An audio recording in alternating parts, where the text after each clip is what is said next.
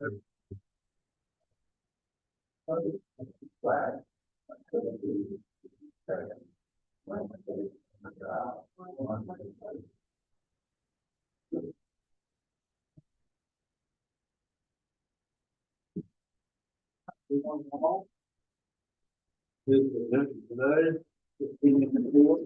discuss and take action to approve previous minutes from October. Motion and a second. I do have one correction. Sarah, in the minutes, we said at the last meeting that the dump truck was through Biblewood in the minutes, and it's not through Tips. We just had the wrong co-op. That's the only correction I have. No,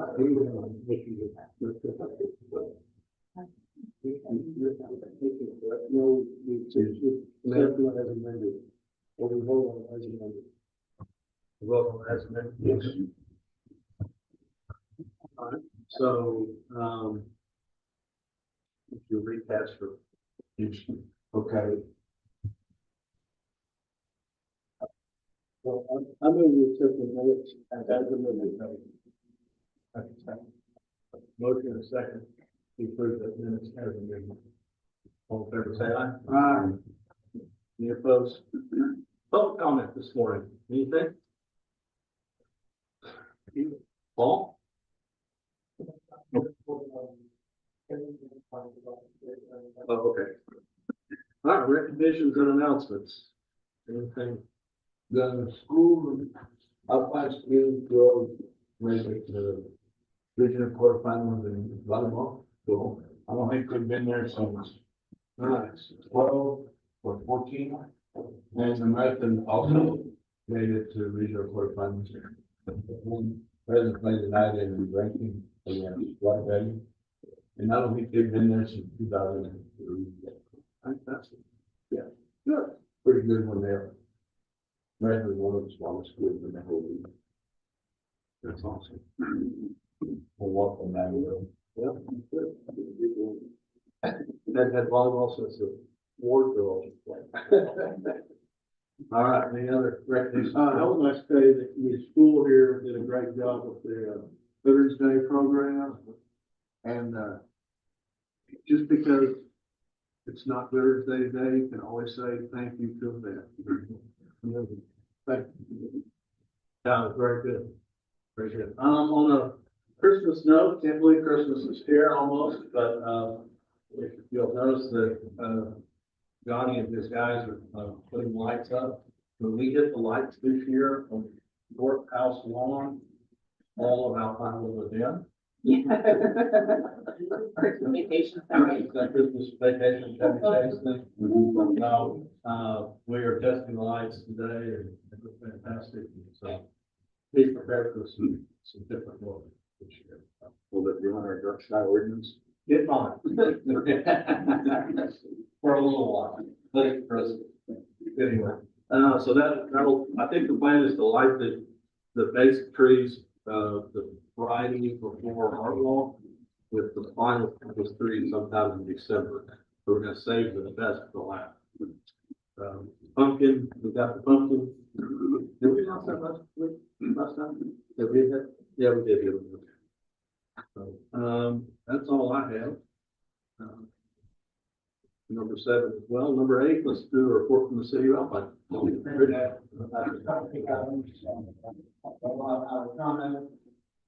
reading the last meeting, several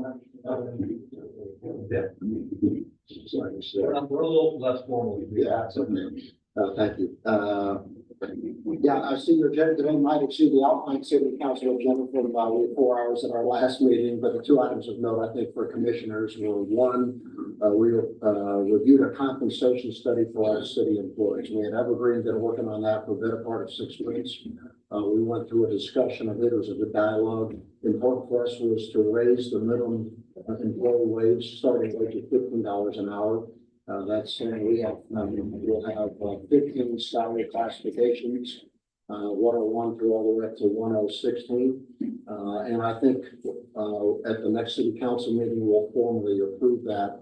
And I'll share that with the commissioners, of course, you all have that data as well. It's really good information as we look across the market, either way from our clerks that they'll start minimum $15 an hour. Midpoint for them is going to be $18.75 an hour, all the way up to $23 an hour, depending upon the length of service. But I think it's really valuable and good information. The other thing I report is, city council did approve additional, $10,000 for the Alpine Emergency Services Board. So that matches what the commissioner's court's done. So we'll have $50,000 in the pot as well. So we've balanced that out for both sides. That's all I got. Thank you. Thank you. How many employees do you see there? About 100, just shy of 100. Yeah. Okay. Good. Well, we're about the same size. If we could get, when y'all get done, that's great. Because it's something we're talking about doing with in our schedule. Make it a little easier to process. By all means. Yeah. And we're doing a hiring event on this weekend in terms of staffing up the Alpine, because we got some shortages. But my observation was turnover's been a big issue. Pay will help get us right, because we were paying $13.50 an hour to start, and that's just not competitive in the marketplace. Rick, get your final numbers. I was going to say thank you for a good job on the fundraising for a while. Get your final numbers in. So we know we'll be north of net of $100,000. So, which is pretty doggone good. When we look at, we put data up from when Willie Nelson was here, long before my time here, it was in the $80,000 range. So we're very pleased. All that money goes to Soros, Lobos, softball, and the baseball. So both those teams get the benefit from that. So it worked out well. And thanks for everybody for participating. Very nice. All right, any questions? Thank you, sir. Good chair. All right, number 9, the Brewster County project list. If you guys could click on that, just want to bring everybody up to date with where we are on our projects. Some items still have a little bit left to find the project allocation tracker. A couple of things I'm still kind of finishing up. We still have some files that we need to destroy. So there's a little bit of money that'll be used to destroy old files, get rid of those. We still have some money left over for the Studio Water Supply in their generation, power generation. They've got 2 new generators that we furnished the funds for, and they're going to need a 3rd one, which we will have a little bit of money to help them with that. It won't cover the whole cost, so I'll have to come up with about half of it, but that'll help them. Let's see. Ruben, we still have the building in there for the Earth and Fire and EMS there, but we haven't seen Jesse at all. Or heard from me. That's probably going to come a little bit out of that. Let's see. We still have the road and bridge materials, and I'd like for you, me, and Johnny to kind of earmark that and get that spent.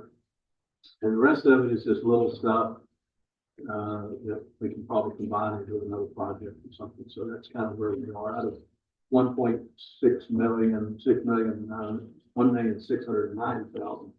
The earmark is 1,607,000.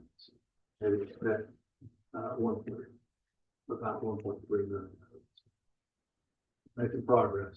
I think we have to spend it by what, into next year? So it's all committed. We've committed. We just haven't spent it.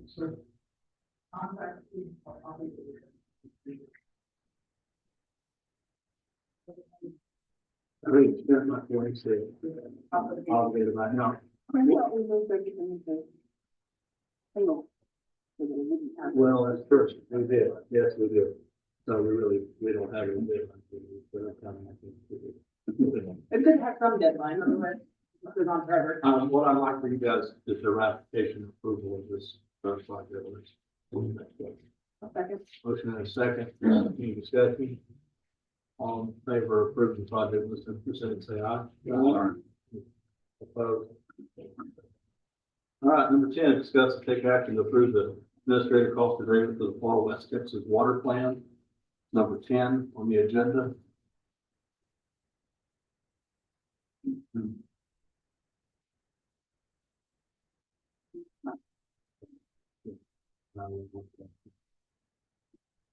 Um, this is an agreement that we made, well, the legislature required all the counties in the region, various regions to have a water planning process. This is part of that COG does, where our contribution to this administrative cost of putting the plan together is $137 for 2 years, so 137 times 2.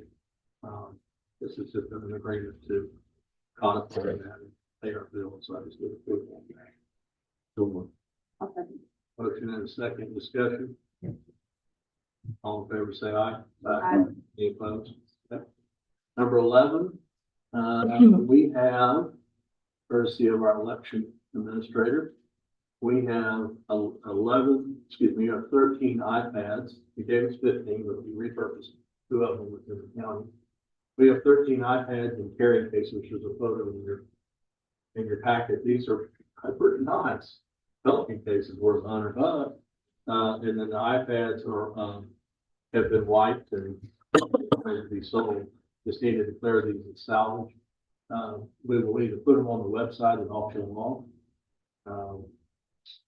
Or I have talked to the Burlington school, and they said that they might be able to use those iPads in the school. And if that's the case, I'm going to show it to them. If they would like to have them, we can give them to the school. I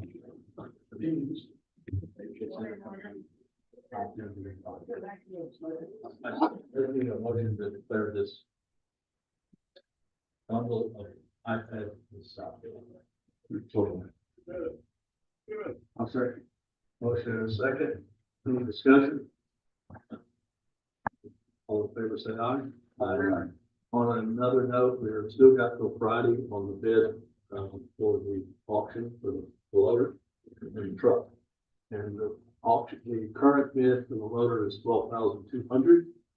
And the bid for the truck is $3,200. The minimum bids were $12,000 and $3,000 respectively. So. This is on the Renee Dates auction website, so you can go online and search for Brewster County. Correct. You can find that old loader. So. By Friday, we'll have a final answer with the business. You got it going and, they use the loads you figure that. Right. We're still on your own.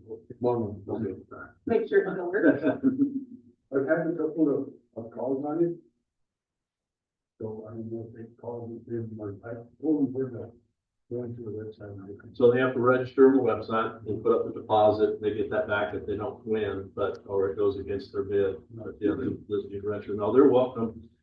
So your time, they're welcome to come look at it. Somebody wants to come look at it. I asked them if they knew to come look at it, we need to call them and but make them. Yeah. So anyway, that's the current update on that. All right, number 12, Brewster County elections. Mark? Is the election over? Election's over, but the paperwork. I think that's the hardest part. I noticed down here that there's a update on the election, and I just want to give y'all a brief update. We did have early voting in person. We had 3,168 turnout with 260 mail ballots, so that's a total of 3,408 for early voting. And then we had 1,203 for election day, which gives us, Mary Bell was gracious enough to give us a spreadsheet, so that's a 62.24% turnout. We still have just a handful of overseas mail ballots that they have until today at 5 o'clock to come in. Provisionals that were done early voting on election day, they have until today at 5 o'clock to cure those. So once we do that, then we'll do, I believe it's next Tuesday, we have to do a final canvass of the election, and then even more paperwork after that, but at least the final numbers of the election, yes. Do you post those or do we? Yes. Yes, we'll reply on it. We'll post them on the board outside the election office. We'll also give them to Jenny to post on the website. I'll report that thing you told me the other day about states requiring you to do a spot check. Yes, it's called a partial manual count, and actually there should be starting that in about 15 minutes. But what it is the Secretary of State picks 3 precincts, random precincts, and then they pick the three, well, they pick three, president, senator, and then we get to the county level. And we have three precincts that we have to count: early voting ballot, well, mail ballot, early voting in person, and election day for all of those. And then this year they added that we have to pick an additional three precincts to count the same county, president, senator, and countywide elections. And we can do either early voting or election day, which I've chosen election day because a lot less voters and a lot less ballots to have to hand count. But yes, they've added that this year to that partial manual count. So that's mandatory and it has to be completed. Losing track of the dates. And then after that, after the canvas, then we have to do what's called a precinct by precinct report, which is where we go in and we look at, we don't have to hand count, we just do from the tabulation that prints it out. And we have to document every candidate for every race for early voting, absentee, and in election day. And upload that to the Secretary of State. That's what I meant, the paperwork's not done. It takes a little So all bit. this information goes to Secretary of State? Yes, sir. Okay. Yes. And then we'll also give it to y'all that post on the county website. And what do they do? What do they do with the information? The state, they put it on their website for anyone can look it up. When they say three precincts, that three county precincts out of the four, or are these all the voting precincts? Voting We precincts. have to- Yeah, so we've got 8 precincts, so we're gonna end up counting 6. Yeah, it's a short, but we'll get through it. We'll get it all done. It just takes time. Got two action items. Yes, the first action item is the purchase of batteries for, right now we have 10 express votes. That's the ballot printer that, you can slide paper in, touch screen, and it prints out the ballot. And we've got 4 VF200s, and what they are ballot scanners. And they scan and count the ballot as it's goes in. They're saying that we are have to replace the batteries, so they just want to do it. Even though we purchased a couple machines, a couple of years ago, a year or two ago, they said it's best to replace them all, so they're all on the same time schedule and doing that. The total, I know y'all have the, original total of $5,514, to replace all that. But they said if I will schedule the batteries to be replaced at the time they do their annual maintenance, that we can take off, $2,770, which I was gonna do anyway. And that brings the purchase of the batteries down to $2,744. Do you have that in your budget? Onward. Okay. Looking at a second to purchase batteries at a good price of $2,700. And they put them in, so. you know, we don't- Discussion? These are the electronic voting. This is the express code ballot, which is slided in the touchscreen scanner and scanners. That you probably know together. I understand we can go totally paper and not electronic at all. Are you, we're gonna tell them that. No, I mean, that's the part, but you're saying the electronic voting, the Dominion paper thing. Well, it's Dominion, it's not Dominion, it's. Right, it's- right, but I mean, that concept of electronic voting. So we've got a large group that, I know during early voting, I normally order only 500 express votes. I'm like, something just in me, and I know now, but like order another pack. So we ended up with 750 ballots that we could use for the touchscreen, express vote. And we ended up only with a desktop ballot at the end of early voting. So we've got more and more people running, using that. And they'll stand in line. I went in there several times during early voting. They will stand in line to use those machines. Yeah, I stood in line to use it. Yeah. You don't have to, just out of curiosity, I think you told me, have you been one of my paper, but it's not like mine. It's hard because it doesn't, when it scans, it does not give us a report on what was the printer and what was him done. We'd have to go through and manually count. All right, we have a motion and a second to purchase the batteries. No further discussion, all in favor, say aye. Aye. All right, number C, letter C, discuss and take action on food and press vote. Okay, and what that is just that Brewster is the ballot printer.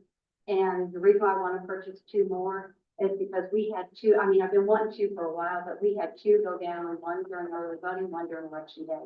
If we had had another one go down, we would not have had to choose for the next time. So with this, and then if we ever, contract with the city or the school, and we don't hold their election, they're just in the same spot as we are, they have to have a machine, so we would not have had enough machine. Right. The three that went down are fixable, or they? Oh, yeah, they're fixable. It's just we can't use them during the election. They would put in their ballot, vote their ballot, but it wouldn't print it out. So we would have to go in there, shut down the machine. And sometimes when you print out the ballot, and then sometimes it wouldn't. So I took it down. I had the person standing right there beside me, the judge, and I said, I'm going to take this out. If there's any writing on it, we'll vote it half and go spoil it. And they said, well, the person's already voted on another ballot. We just couldn't get it out. And the ballot was blank because of course, when it prints out, that's when it's printing all the voices on it. So they're just getting stuck in there. So we've got them set aside. We've got them labeled as they need maintenance, which they look at all the machines anyway when they come in. They don't just look at the problems, and they test all the machines, clean them, whatever they need to do. I was just asking you, because it will be behind, it will be possibly, you aren't getting enough. Oh, no, they're fixable. Okay. You have that in your budget, right? Yes, sir. And that is a total price for the two of $6,220. The $380 at the bottom is after a year, that will be the license and, fee charge for that. That's the maintenance on it. Of that, yes. So if it breaks down, we've got a maintenance contract. Yeah. Fix it. Move the motion that approves that purchase of the credit vote machine. Second. Motion is second, any discussion? All right, all in favor to purchase two express vote machines, say aye. Aye. Any opposed? And I'll let them know and they'll see the contract and I just need to sign the contract and do that. Thank you. Just that point after the department heads. Thank you. Something new on the agenda, if you're presenting, I'm gonna ask you if you're going to just a short report of what's happening. You're in elected offices.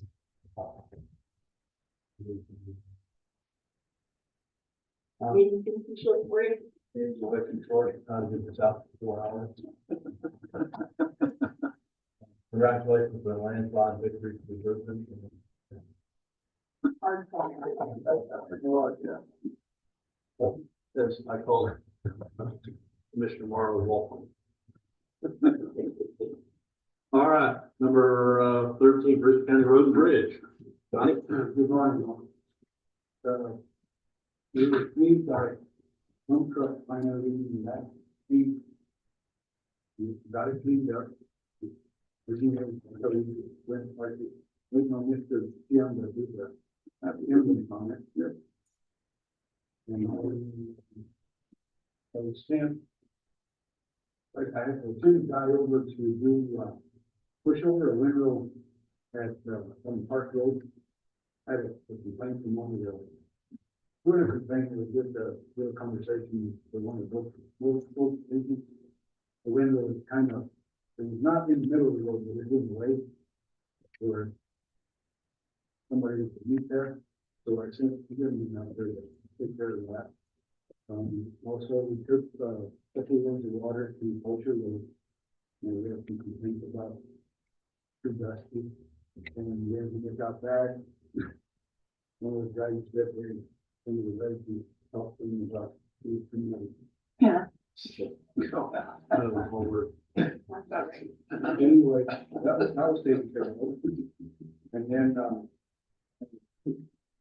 the downtown marathon, there was a little picnic area park that I didn't know.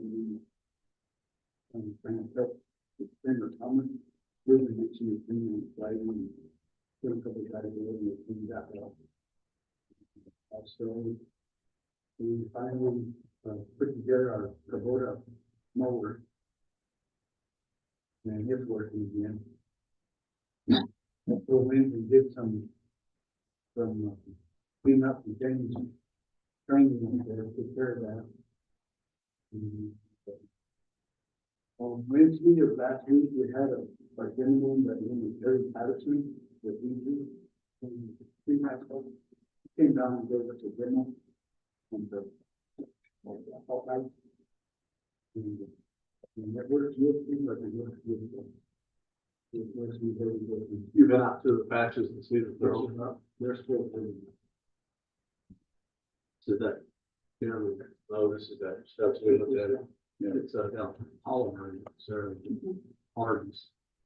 Which supposedly is a lot. Oh, and if they push it the water out, it's got polymer and it's got some rubberized material in it. So and it also has tons of different great rock in there that the surface, when you put that patch material on the pocket, it spreads out. When it's spreading out, the actual smaller chips fall into place and it kind of glues together, holds it together, so the water doesn't penetrate it, it pushes the water out. Actually.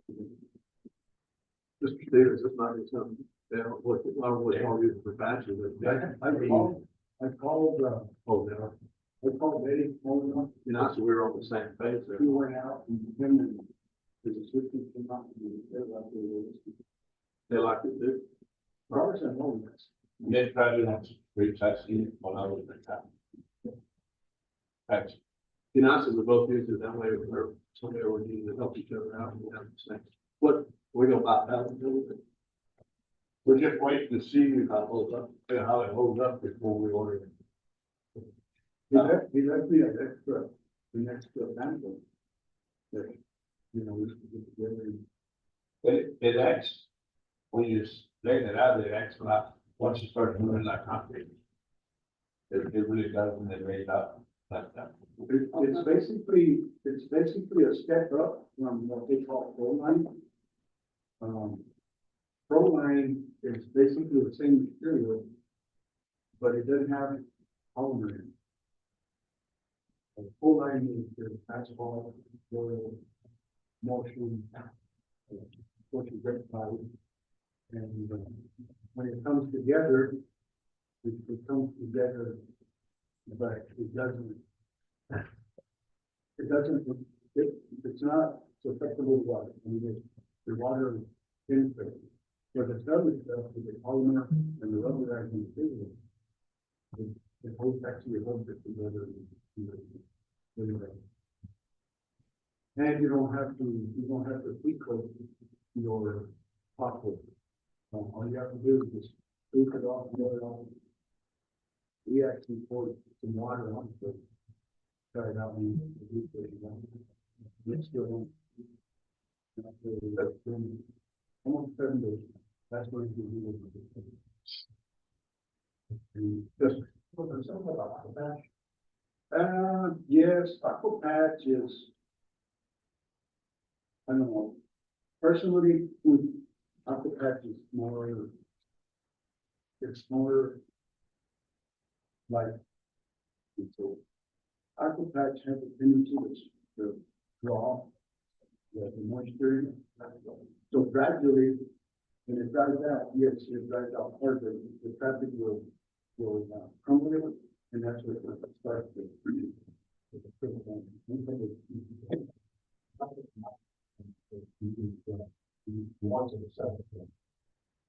Yes. Anything else from the permits this morning?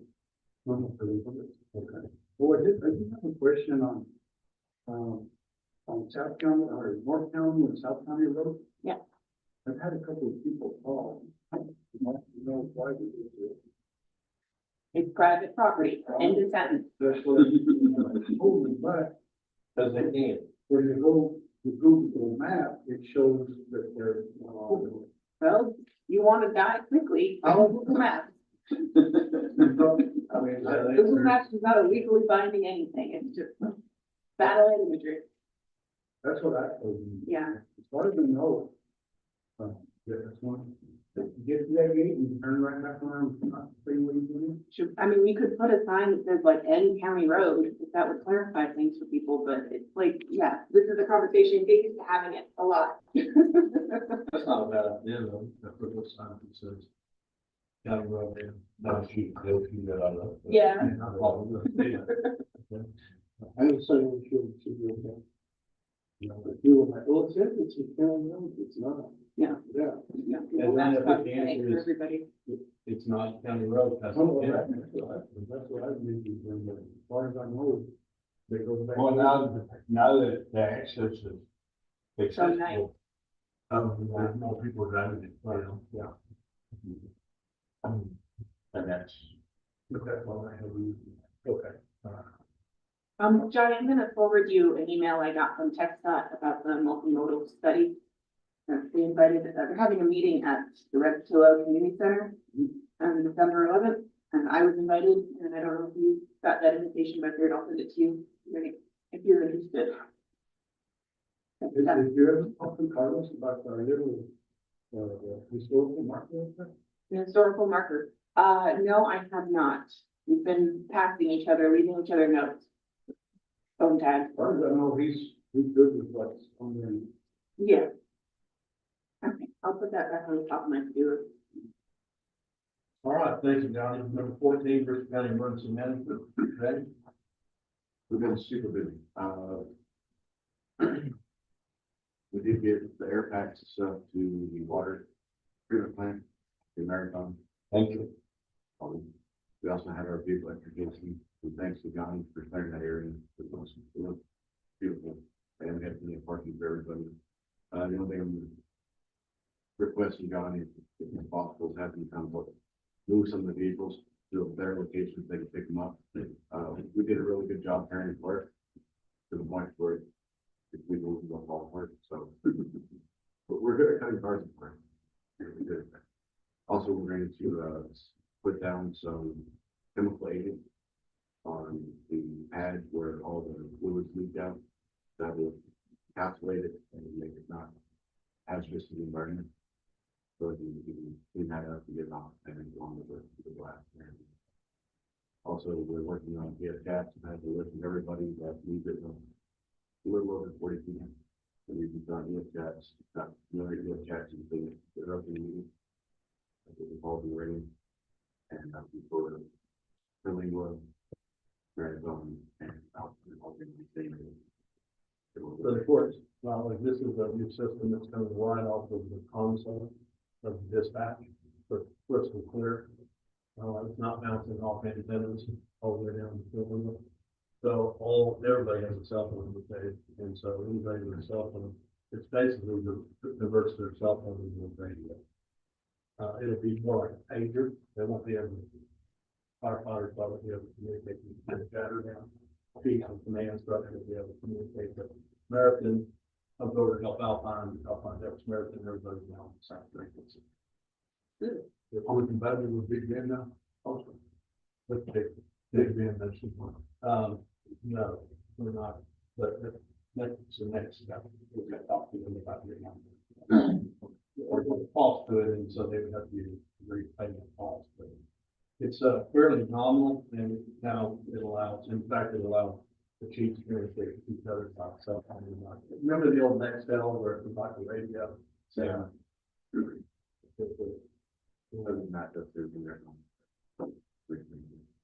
I've heard your, it's an ad or whatever, on the radio about smoke detectors. Do you have a good experience on that? So we actually, installed over 120 civil detectors on that time. We're on our second order, and they will ship us a new case. Yeah, I just wanted to ask, there's the new smoke detectors that have, like the two styles of detection, right? The radioactive, and we also have the light detector. Yeah, so we have different combinations we add to it, depending on the request of the person who's installing. We have strobes, we put strobes in it, and on top too, that we can no way firing out. We also have head shakers, so it comes in alarm clock, so if the alarm goes off. I really should put that in, that way you will wake you up to do that, you can't hear it. We installed one so far for a lady that has dementia, who doesn't know what's going on, so. That's very good. We put names in stuff. I haven't gotten a call from her. I mean, Brad and Susan have both asked me about it. And if they call me, I'll do it. But American, the lingo. I go down to the one. It's pushing, the collar. We need to get a flyer put up. We put that flyer, or maybe a flyer now, and I'll put it in the post office. Our big, yeah, I'll give you some flyers. Our biggest supporter is actually the Sunshine House. Sunshine House with the mill. Yeah, it's really well out. That's where most of my calls have come from the care of it. So we're definitely making our mark and putting more money. These are good for 10 years. And if they correct them now, we'll replace. Carrie, you can keep track of where they are, Yes, so yeah. you know. It's going to the national database, the American Red Cross. Also, if there is a fire in the house and they do have smoke detectors that we installed, not only will we get credit for saving a life, but American Red Cross also provides housing, hotel room board for the duration that they are out of home, and they also give us $700 for a gift card to buy these things to survive while they're out. Well, at the risk of repeating myself, I can't finish. Courthouse lead time was progress. Fire department. I'm never worried about giving the too much American thing, but I'll find certainly need a lot of work. Well, the equipment is broken. We've got 33 guys on the staff finishing up the day class. Got the air packs, the bunkers, training, you seem like they're training whatever, so I think it's a fantastic. What the guys are doing, every fourth, every finish, but the city just gave and so they're doing, so keep like very good. Yeah, it's not that we have to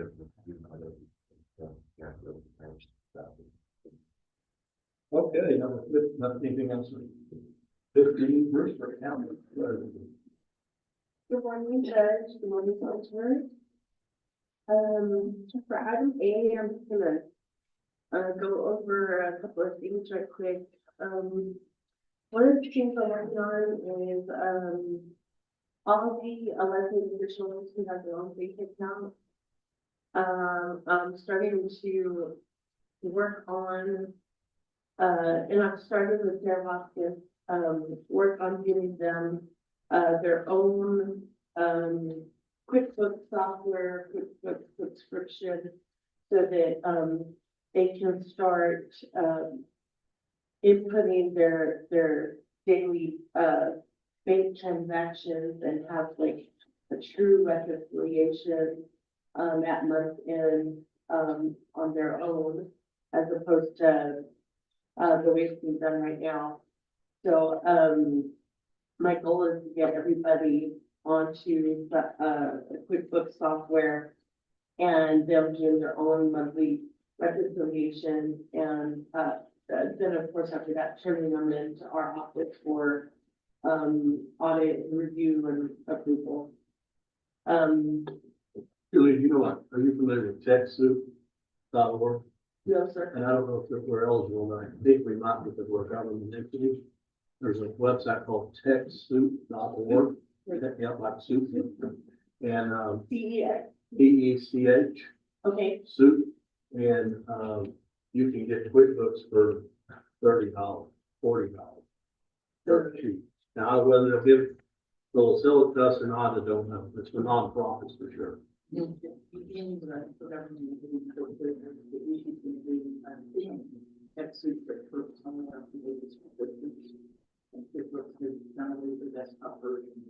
what I was doing.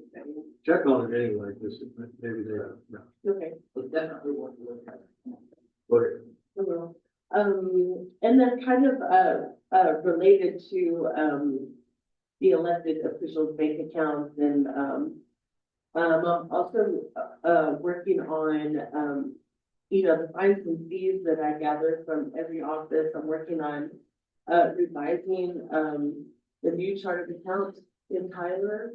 I'll have some suggestions on how to streamline our chart of accounts to match, our state quarterly reports so that they're more accurately reported. Also, we're going to, run a special election payroll today for the election workers. And then we're gonna, discuss longevity payroll and when we should do that. Also, I have, Whitney Brady with, our security benefits. She's our representative and she's gonna be here today and tomorrow. So I encourage you guys to, go talk to her, and if you want to learn a little bit more about the plan and what it's about, you can, go talk to her today in the conference room. And so basically the 457 governmental plan, it's called a deferred compensation program. And these are retirement programs available to, state and local governments and political subdivisions. The 457 program allows participants to save for retirement by deferring a portion of their income now and paying taxes on it later upon withdrawal. There's no early distribution penalties to apply to 457 withdrawals. So we currently have that plan in place and it's available for employees. I'm also looking at adding it's called a Roth option, where we, employees can choose the Roth option, pay taxes on it now. Of course, deducted to payroll and all that stuff, and, not have to pay taxes on it later, upon withdrawal. So, if y'all wanna, it's just an optional retirement savings plan in addition to what we already, have with CCDRS. So, that's pretty much all I have to update you guys on. Item B, I don't have any financial reports, they'll be, the next meeting. All right. C, Item C, so our TCDRS plan, that's what this one is, right? Yes. yes. Our TCDRS plan, renews every January, calendar basis. So we have a renewal rate for, 2025. And That's there, they'll have that chart. I It should be on that chart. had it pulled up, let me get that wrote down to you. The proposed rate, the current rate, is a 9.33% contribution rate by the county. And, a group term life percentage of 0.16%. And that comes to a total of 9.49%. I am proposing a COLA, a 3% COLA, increase for our retirees.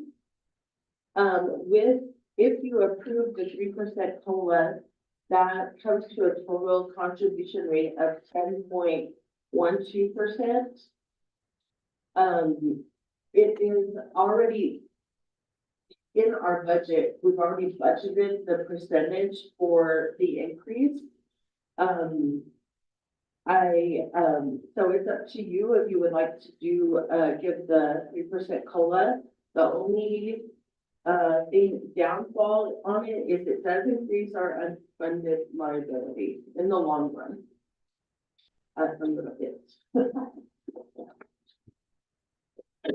All right, so what we're asking us to consider is an increase in the rate, which includes a 3% COLA for retirees. I think the thing, guys, to look at your chart, go to the very bottom.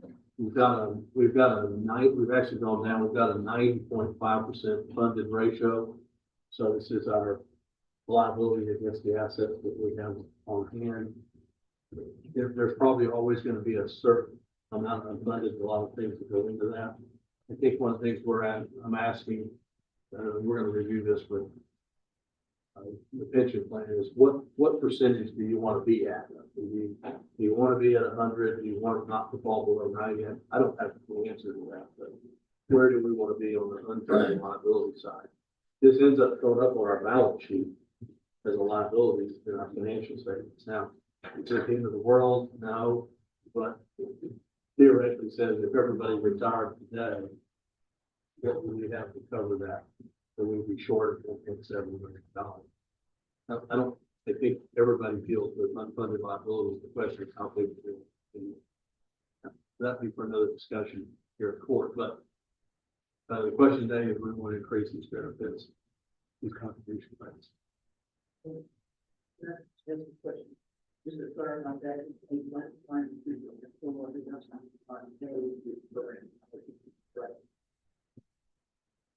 That's how I understood it. It's a one-time 3%. for just a year. Yeah, it doesn't say we're gonna do 3% every year. Yes, it's true. We do vote on this year. So it doesn't automatically mean we'll do a 3% next year because it's changed. Thoughts? We've looked at it. I think it's sort of part of what we do. We did budget. We budgeted 10.8 now. Yes. We budgeted, so.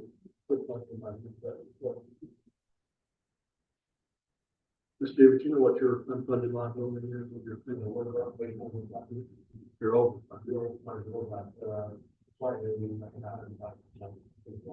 Are you whittling that down or is it staying?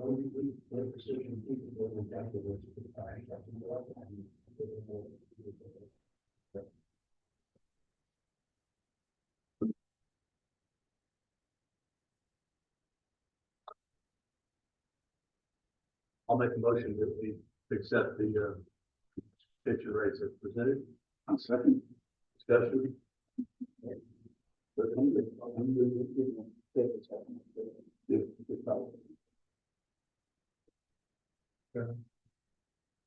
I'm just doing a quick check on actuary.org and the average for data complete public pensions, actually, it's more than 90%. We're about the state average, but 100 would be awesome too.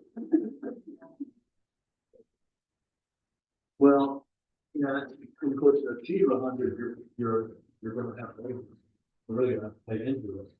So, it's kind of like the leverage factor. So where do you want to be? And that's kind of the number I don't feel out. My reaction would be somewhere above certainly 90, somewhere around 92. Well, probably this question, we have a number of reports now, so that's why we'll put the funding. So, yeah,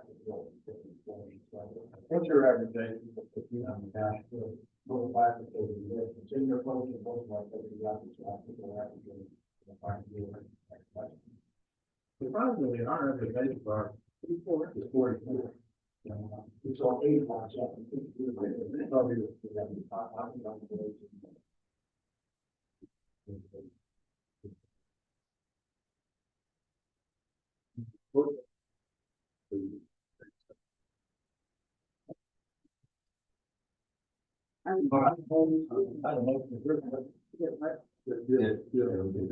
Any more discussion? All in favor, say aye. Aye. Opposed?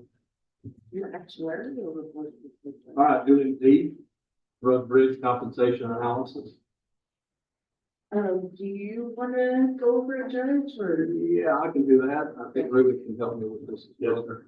I don't know, it gives me. Oh, I see. All right, this kind of ties back to, what Stephen said about their compensation. We've kind of picked out really great. Realistically, here's the bottom line. If we sit around with the wages that we pay, we're down to 3 people in the road bridge. If you sit around with the wages that we're paying now, we're never going to get them because of that overall. We need CDL drivers, we need heavy equipment operators. And we're just not finding, and there's too many other opportunities at much better rates than we're paying. We thought we were paying pretty good, but we really not.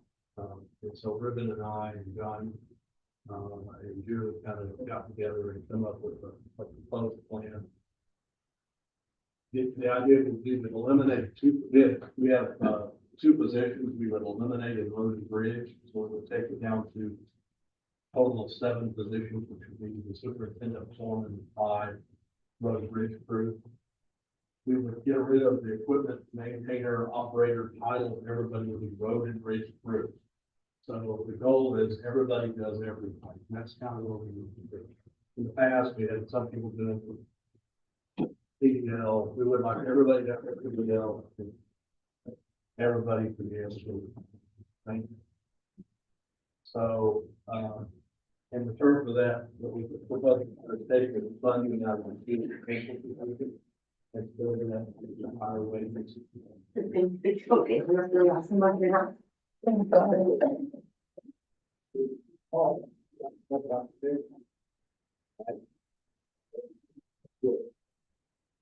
What I did, we're asking the board to consider is revamping our road and bridge pay scale. To bring it up to more of a standard, to attract people to the roads. How close are we gonna get to the average? Well, I don't know, starting at 25 an hour, It's well below that. it's still below average. Now, the idea would be if you show up with a CDL, day one, and you put out this thing, you know how to drive the truck. Just because that's CDL. So you can have a CDL and you can drive the truck, you probably would start at 27. Okay, just because we need CDL around. We can't have people driving heavy equipment.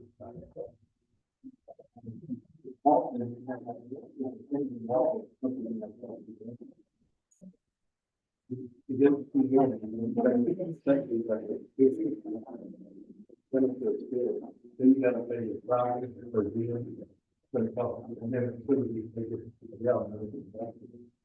So, Ruben and I have been talking about, we can bring that CDL in the house, and John, Ruben, either myself or who else have CDLs, we do how we have to save us up that money.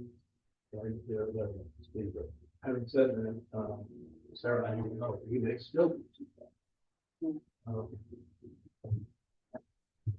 Look. 35, 40. Well, here's what we did. To start with, we just took the 2 positions and talked it back up, so we didn't have a budget. Yeah. We just put our budget, but we want to ruin it all. You can say, still can't get it up. But I'm encouraged, we did have 2 applicants. We don't know, I don't know where they are, but, one of them did have a CDL, so. That's kind of where we are. I think this is something we look at across all the way, but road and bridge is critical for us. And then I have That, company, I don't know the name right off the top of the head, but I have the information in my house. And they'll come and they'll come and do some training to where they train them like in the back road. Where they have people knowledge of every piece of equipment that we have.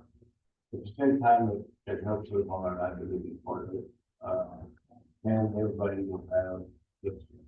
Some of them are gonna be better than others, and some of them already have knowledge of it. But it'll be trained under that program. And everybody will. The ones that don't have any knowledge will have some knowledge at the end of that time.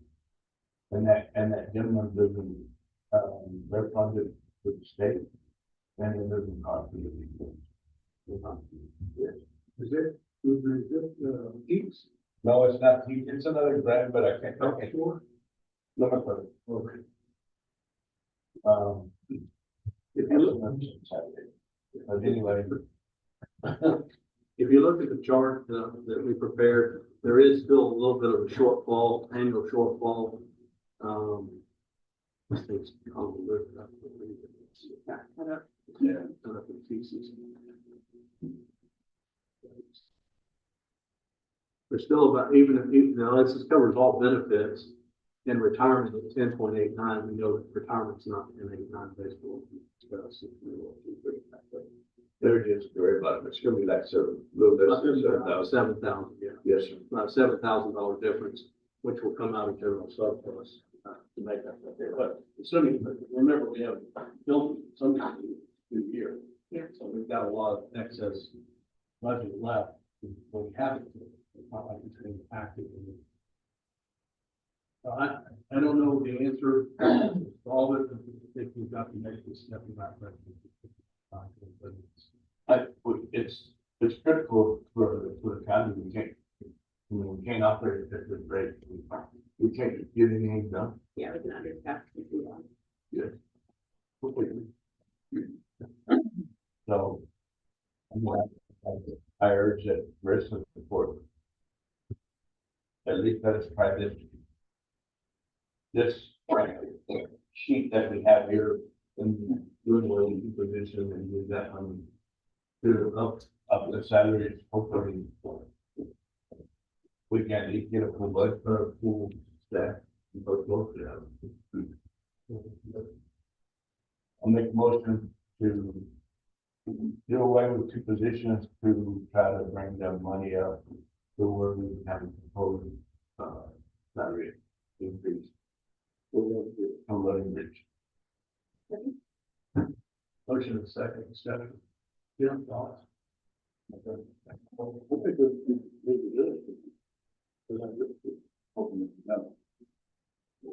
Start hitting.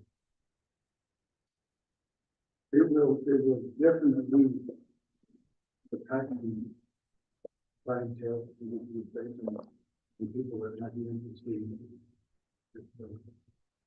I think that's what too. The other thing we're seeing is, some people say, well, I go to open, yeah, you're gonna drive for the desk there. Right.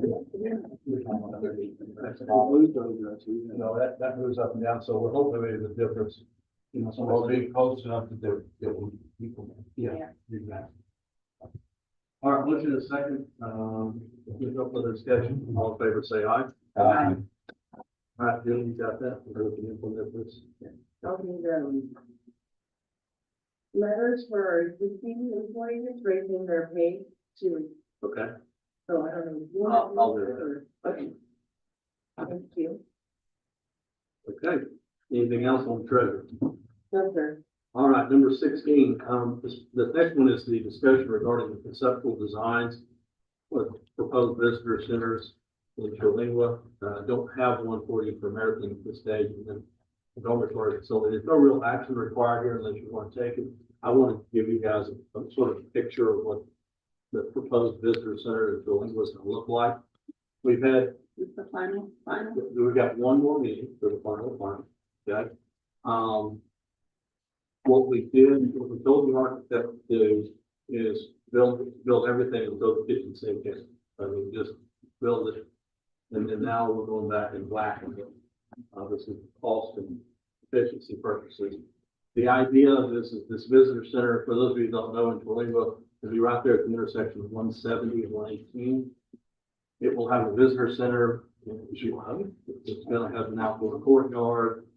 It'll have an exhibit hall where various exhibits can have displays. But we did throw in an education room in a commercial kitchen. So it would be an event type center where we could roll the yes, yeah. It's right across from the motor inn. Or what I call the motor inn, it's called the 15th station. Where the horses went. This is, we have a citizens committee that Sarah and I have been meeting with, and they've been giving us their input. We'll have one more meeting. Then, we'll be ready to start putting this on the plan. The idea would be this would serve as a meeting facility and the question is, what's this gonna cost? And the answer is somewhere between, because this is a county building, well, the county, we buy it, probably 350. This current square footage is, I don't know what he came up with, sir, on this one. Current square footage is, but, it's big, and this is probably I mean, we're a long way from coming up with a final cost, but this is probably, if I had to guess today, this is probably $3 million. In today's prices. Anyway, no action required here, and I just want to let y'all know that this design is continuing to flow and process. A lot, you know, we're doing it as very energy efficient, trying to use the natural elements. It's not solar powered, but it is, it's designed so that it can take wind flows and currents and sun positions and so forth. LED lighting, and thick walls to the west, things like that, to make everything much more. What is the existing retention room? Low area. That's just water? Yeah, Yeah. it's a low area. Now, this property is owned by Aramark and is proposed to be ground leased to the county for 99 years at $1 a year. We have not negotiated that contract yet, but that's next on our agenda. Aramark is a big piece, publicly traded company that has a lot of arms and legs. So, anyway, there's a well on that property that they use that they'll still have access to it. The 10-acre tract, so plenty of room to build for parking structure. You see, where is That well water is being, Really, it runs, yeah, you get pumped Yeah, water through, and then all have it. water supply. They do water supply. They do their own water supply. This is where I'm like, This is food service, people do that. Uh-huh. Yeah. They're more on that than they're in the buildings. What they do, local whatever. So they own the cheese sauce, they own this property. And then they have food service business. They own the business, they don't own the building. What's that? In the park. In the park now, there's Yeah, a concession area. They have a concession. This, from what I heard, this is the only studio place, I don't know, it's the only place that actually owns it. I mean, have free reign to do whatever they want. It's been great to see them put money at those buildings and it's great to see it. It needed. We do get these doors. No, we'll use a pretty good water supply. Put the front Yeah, water. it's the main line right there. This well is really got a lot of solid things. And, we didn't like using water for our garden. But it's just definitely, but they take the process it through their own.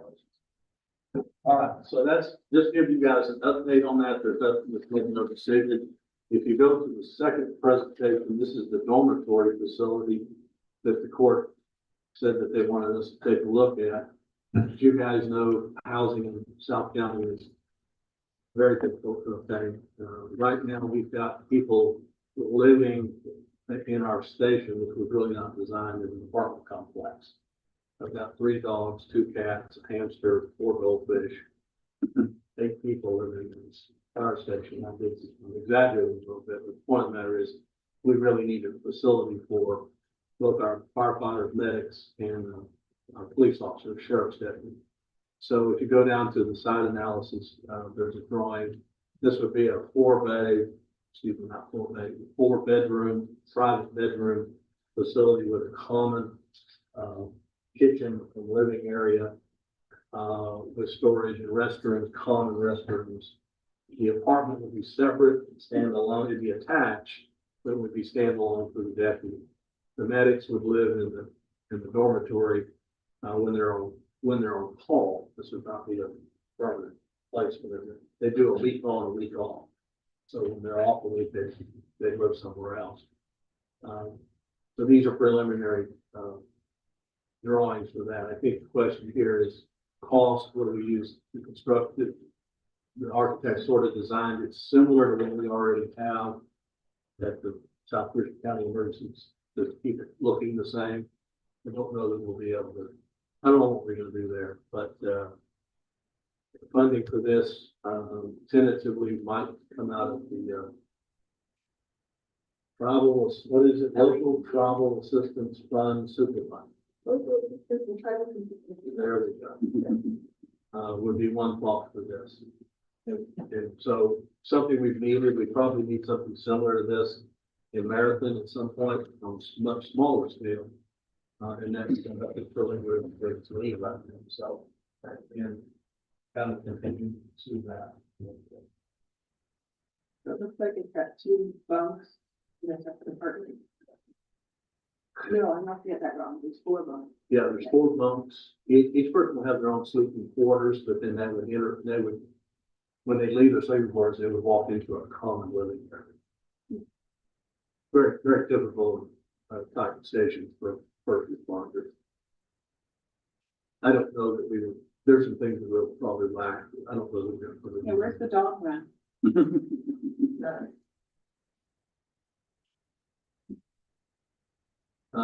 So anyway, that's, what did you say the cost? Further than we're talking about now, I think if we look another building. $500,000 to $750,000. Architect is $1 million. Sprinkler systems. Those guys, they're looking for those.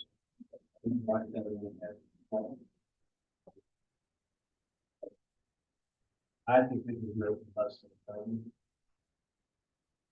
this involved they, Well, I think we could do some metal building with some flames over, make it look attractive, with some rock and some stuff going. Is it being here in the construction, this is what we build it. What square foot of metal building? That's all in very.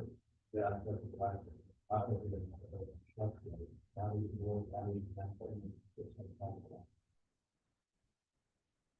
We get 300 foot, about right? No, my man. More than.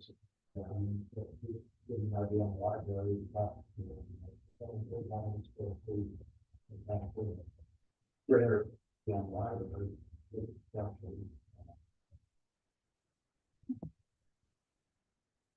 at 300, all in 50%, whatever, that's wall head red, right?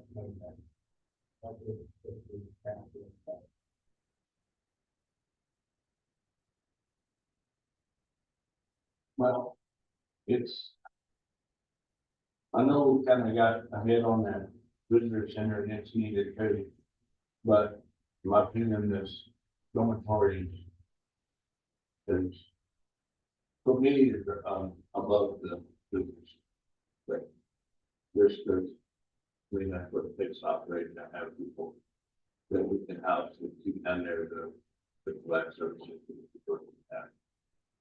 Also, American, and, once we had the ambulance down there, then it's, we're in the same boat. There's still, everything kind of the air. Airbnb over there, there's nothing that seems like. And if it is, it's. That's standard. Yeah, and we gotta pay, and then it'll be. More than what we can pay. Oh, yeah.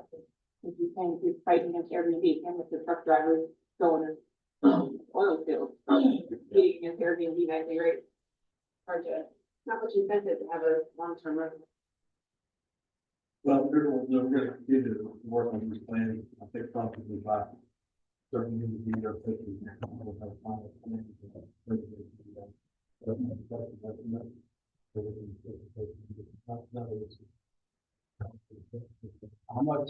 How many more years do we have, on the payment of those? We have on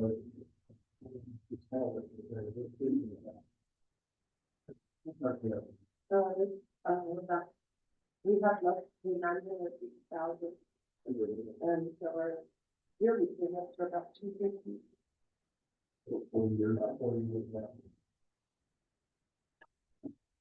And the good news is that our rate there is really good. Yeah, the bar is good rate. I mean, I looked at we only got it all. And then we shopped it. After, and we sold that. Yeah. Later. So just to get a better rate. Yeah. Just keep report kind of where's the money coming from on the visitor center and things that we can do a tax obligation note for 7 years. And we're in the rate, yeah. We would obviously like that in the long tax, but unfortunately, able to keep it. First, we're going to do it later. We would have funding to pay for that debt. So we've got the cash flow to pay it down. We could actually almost write a check for this percentage to all. Good news, the major rates are gonna keep coming down, so by summer of next year, we go into the market, we're not going to be public market.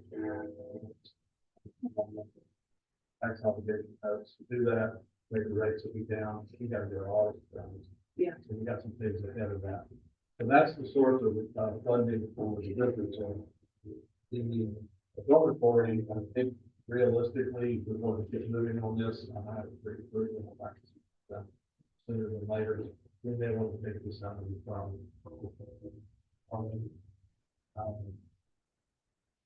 I'm kind of looking around for maybe a grant.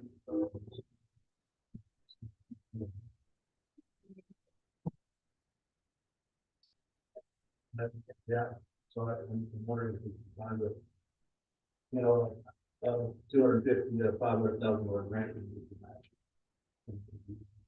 Yeah. I'll keep all. All right. Number 17. Let's do Brewster County Comptroller Division. Melinda.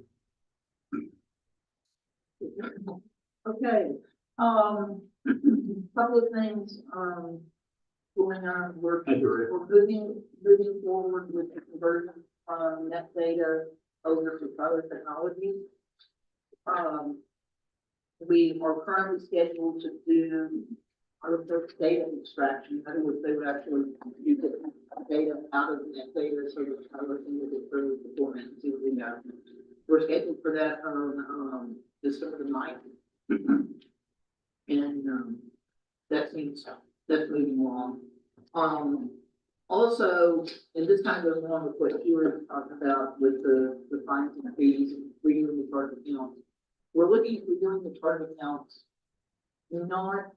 hopefully not just ridiculously drastically, but enough so that it is consistent between different funds and different departments. Right now, we've got inconsistencies between accounts.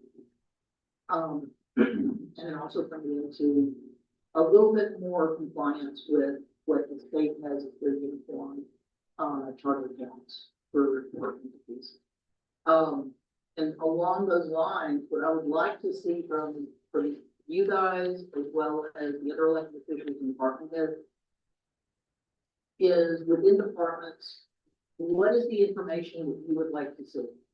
In other words, is there something that you would like to see as far as expenses that you're not able to pull out, like send them to the revenue side? So if there is, it would be drop me an email, call me, just let me know somehow, so we can take that into consideration as we're looking at how we change some of those accounts. Bank reconciliations. Julie has been working with our new employee to work on some of the smaller accounts in that data. They have those up through September of 24. Need to go ahead and get some of that reported. We're on track to get reconciled numbers for October of 24.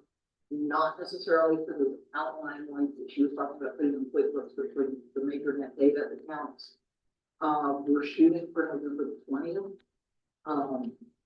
I will say realistically by the end of the month. I think that's a fair thing.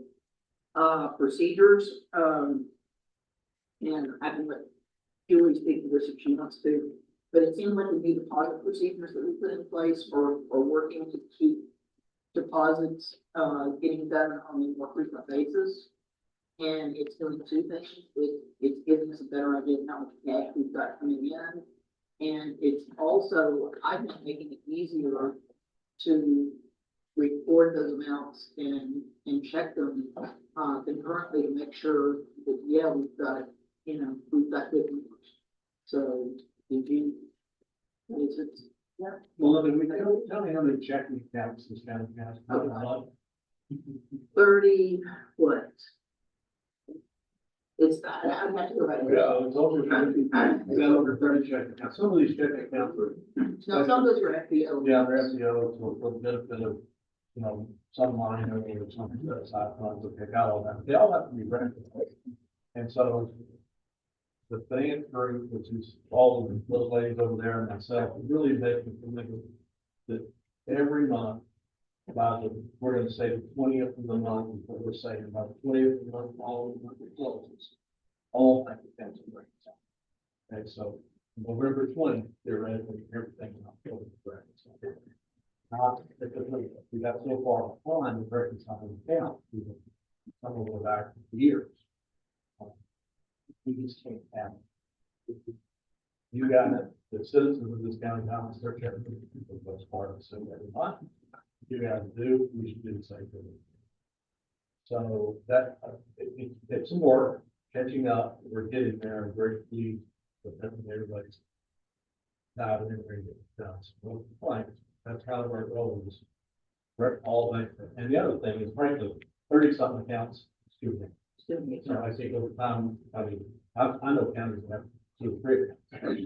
Don't want to be that 30. Yeah, some of them are special accounts have to be that. A lot of work to do, that's what we're doing.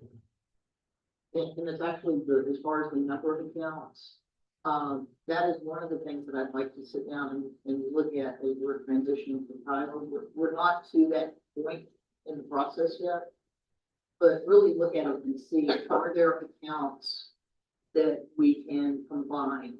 Are there accounts that we can, we don't need that account that would be, handled out of general. Because, I mean, reconciling 30 accounts in the 20th of the month, when you don't necessarily with the bank statements, if it's a long week and you pull them up a line, you don't get it until, maybe the 3rd or 4th. It just, you basically stop doing everything else, just reconcile bank statements. So we really need to get into it. The last thing is the news, thank y'all for approving the Xerox. It is supposed to be delivered on Thursday. I think the judge said that Johnny is dropping the cable this morning.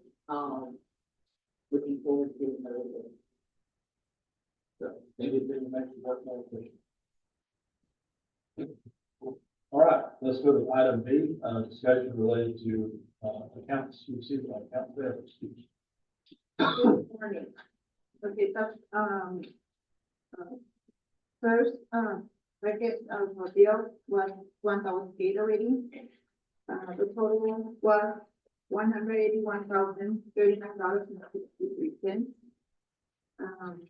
From general fund, 3,539 and other funds, 177,500. But this includes the checks that we did for the truck, the dump truck, so that you already approved. Yeah, big departments. We're going to approve those bills as presented in one exchange. Thank you. All right, motion and a second. Audrey, what is on the bills to be paid, the 81,000 add, it's not the 901, that's a grant. The grant. Okay. Stone Garden, Wait, okay. yeah. And then same thing with 903, that's a, that's Oh, right. yeah. Okay, and then, so on, you know what that, look at Mark Medley, we paid him $1,280 for energy defense. But that was county for it, that's Mark, what was that? So, Was charged to the county for it. oh, yeah, the fee. yeah, to the fees, I thought that was district court. Oh, you not check your number, it was 426 is my thing. Okay. That's what I thought, I don't remember any coming to myself right now. Oh, yeah, I remember. Yes, $180. $180, and just double check that. Yes. And then, the 4596 on page 4, Pecos County District Clerk. This was for a jury trial, most of it for us. This year. If that one that we redid, I'm sorry? it's $4,596 payable to the Pecos County. Okay, that was the jury, yes, that was the jury that was moved for, Oh, they moved it over to stock. Yes. Yes. Yes. All right. And then total office solutions on page 5. Are those our lease payments or those supplies? we didn't pay, the total, lease payments goes to Great American. Oh, interest. The total office solutions is the supplies. Okay, because it shows on, this is the chart of the company, but it shows equipment lease. They have, that's one of those things that I was saying, we need to really look at how we're doing it. Because we need to break that out. There are some new, accounting regulations, well, within a couple of years, I guess, where you have to separately, we need to separately account for all of our lease payments, and that's one of the projects on my to-do list is to get a complete list of all of the leased equipment in our account. And break that out. Let me ask you a question. Mhm. So anything under $10,000, our policy, maybe that, so on your to-be paid list, you have, I guess it was because of time, probably, but you have a lot of things in there that are under 10,000 you could pay, right? Yes. That's because we were meeting. Yeah. Okay, but let's say we got 2 weeks to the next meeting. If you had a $209 invoice, you would just pay, it, right? Well, not really.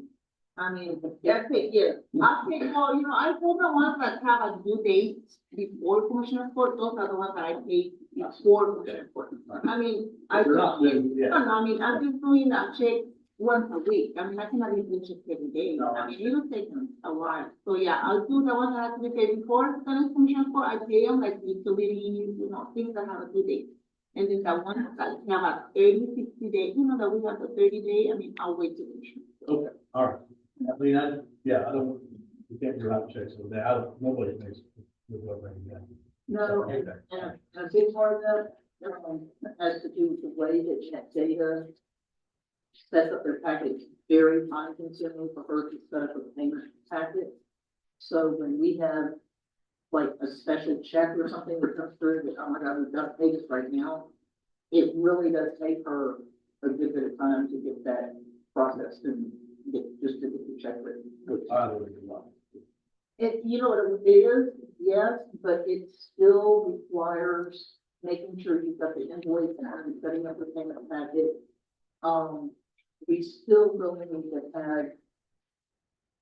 I mean, there's always going to be an emergency come up that you have to pay a check, and we do have a direct check process that is easier.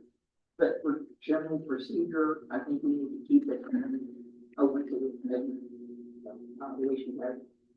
All right, got a motion and a second to pay the bills as presented. Any discussion? Yes. How do you have to name it now? The total, I need to be paid. Yeah. It's total grand total is 263,138.03. General fund 87,379.64, and other funds 175,758.39. Yes. Okay, in a second. Go ahead. Any discussion? All in favor, say aye. One abstention from the floor.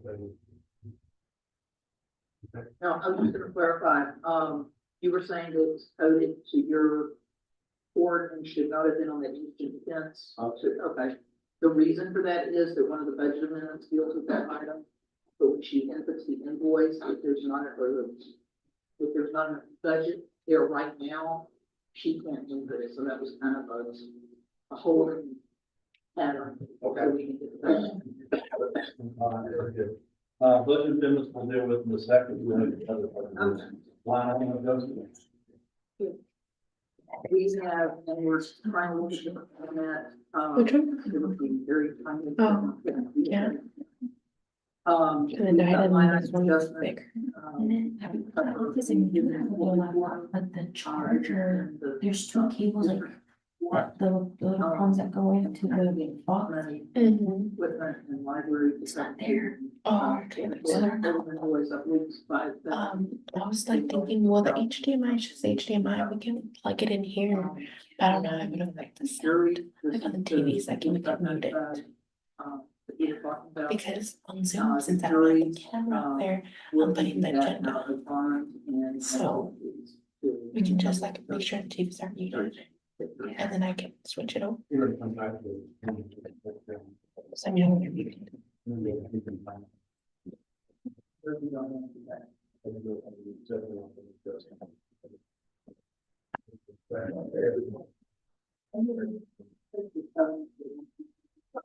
Yeah.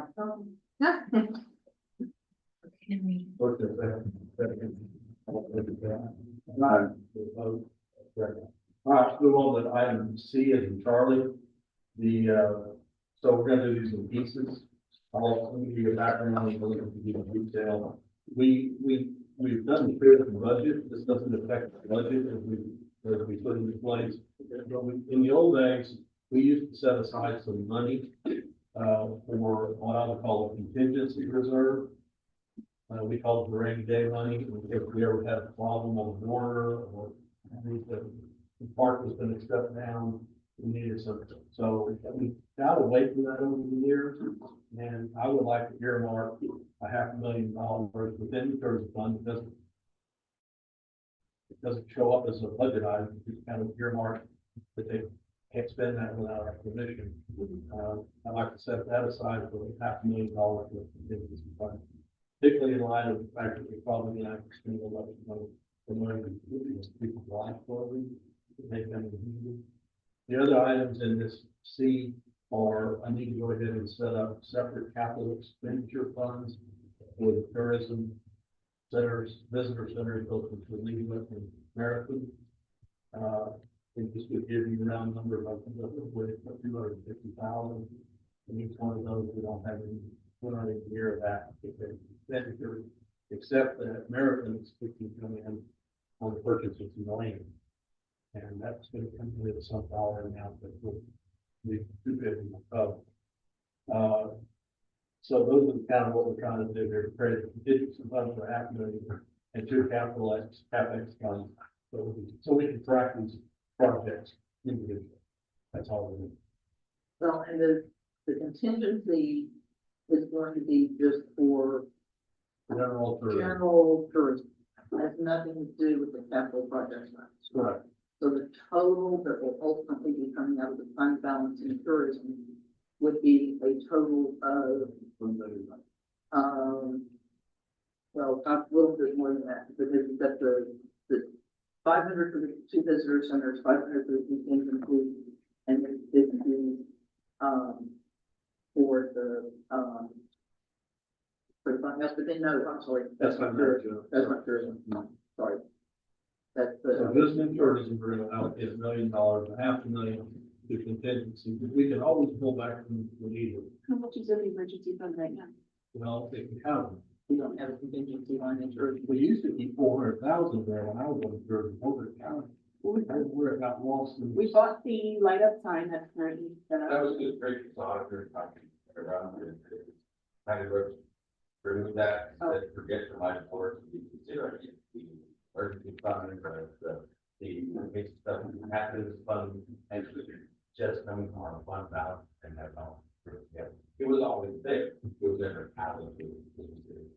So the way we want to do it, or the way I'd like to see it, then is you do have an emergency, you'll come to this court, like you used to, you'll say, I need 100,000 to do a big publicity campaign for Jesus Life and we're going to do tourists like crazy. And we will go, sounds good, and whatever we're thinking out of it. First time, yes, sir, the last time we did that was the last time National Park was before we told about the record. Yeah, because we would want to be involved with those kind of stories. Absolutely. But it's already in the regular budget, because that's when you wrote it last time. It's not in our regular, Not in the road budget. no, it's not in our budget, it's just, we're taking it on surplus. Okay. We've got a Yeah. large surplus in tourism, right? And so there's still like it'll be $3 million left in surplus. Come on, after the airline. I think what Patty had done was to simply say, if something comes up as an emergency, then at that point, we'll make a budget amendment to take that off surplus and cover it. What this does is it kind of says, you know what, these are all the things that are on normal tourism expenditures, the things we have budgeted. And we're gonna sort of go ahead and put 500,000 into the budget in case of an emergency, whether it's a big expenditure or, whether the closures, the tourism fund is just plain. You know, that it's already there. But any expenditures out of that were, you know, large amounts, we're gonna make them back to the board. Bear in mind the fact that it's not supposed to happen. And how it really, I really make sure we do that.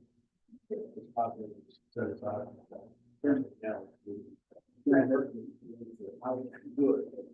That's what we're looking at. It's sort of, gives us a comfort zone. Yeah, we're gonna think that through. And, working on those lines, if. With. And so if you look at the budget adjustments, since we're on the subject of projects and the tourism, let's look at the page that, is the budget amendment request for the capital projects first. And you'll notice this is in a little bit different format than they've normally been presented, and we did this simply because we wanted to be able to see what the total budget adjustments on a per project basis. If we look at the first one, it's going to be the capital project for the visitor center in Philadelphia. We have an invoice right now for $4,665 related to the planning and design of that center. So we've got one budget adjustment that is going to be in 2024 year end, and then the remainder of the amounts that are in there are for 2025.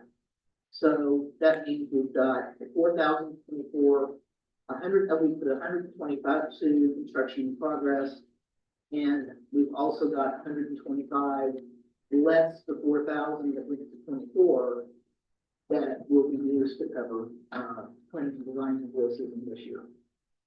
Same type of concept in the capital project for the Marathon Visitor Center, except that we've got an additional line item in there for land acquisition. We did not put that in the total work because that would be a long-term lease, not an end purchase.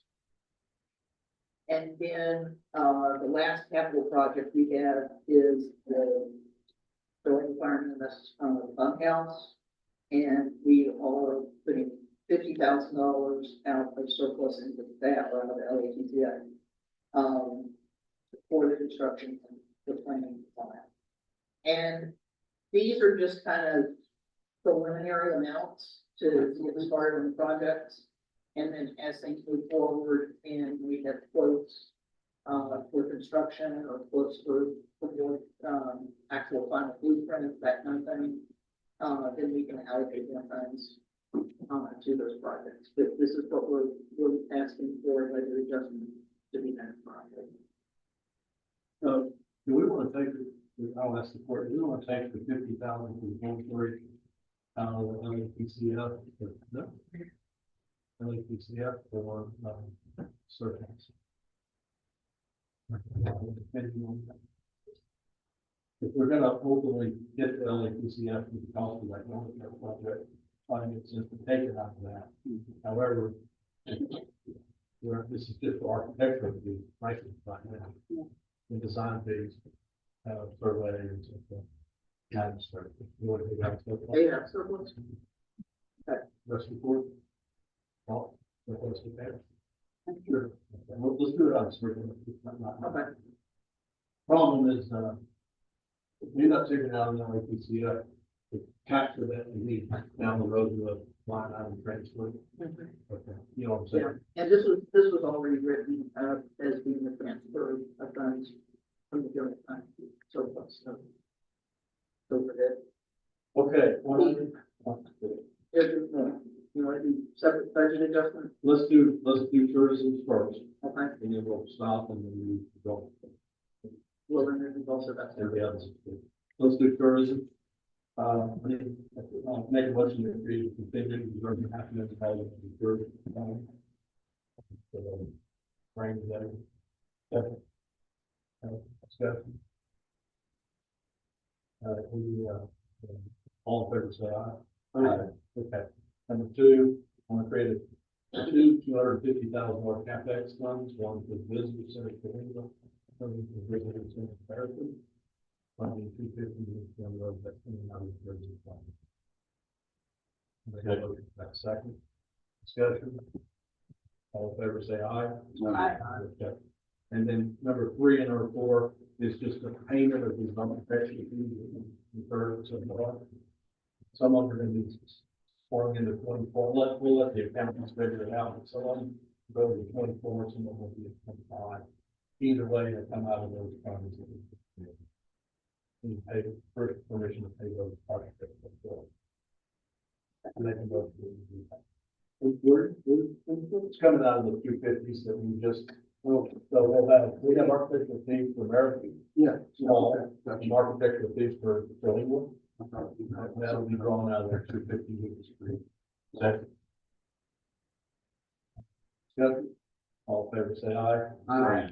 Okay. Item D is in Delta.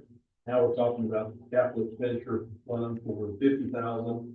I'll make a motion that we take 50,000 out of general surplus for the purposes of design and construction of new Delta building for legal.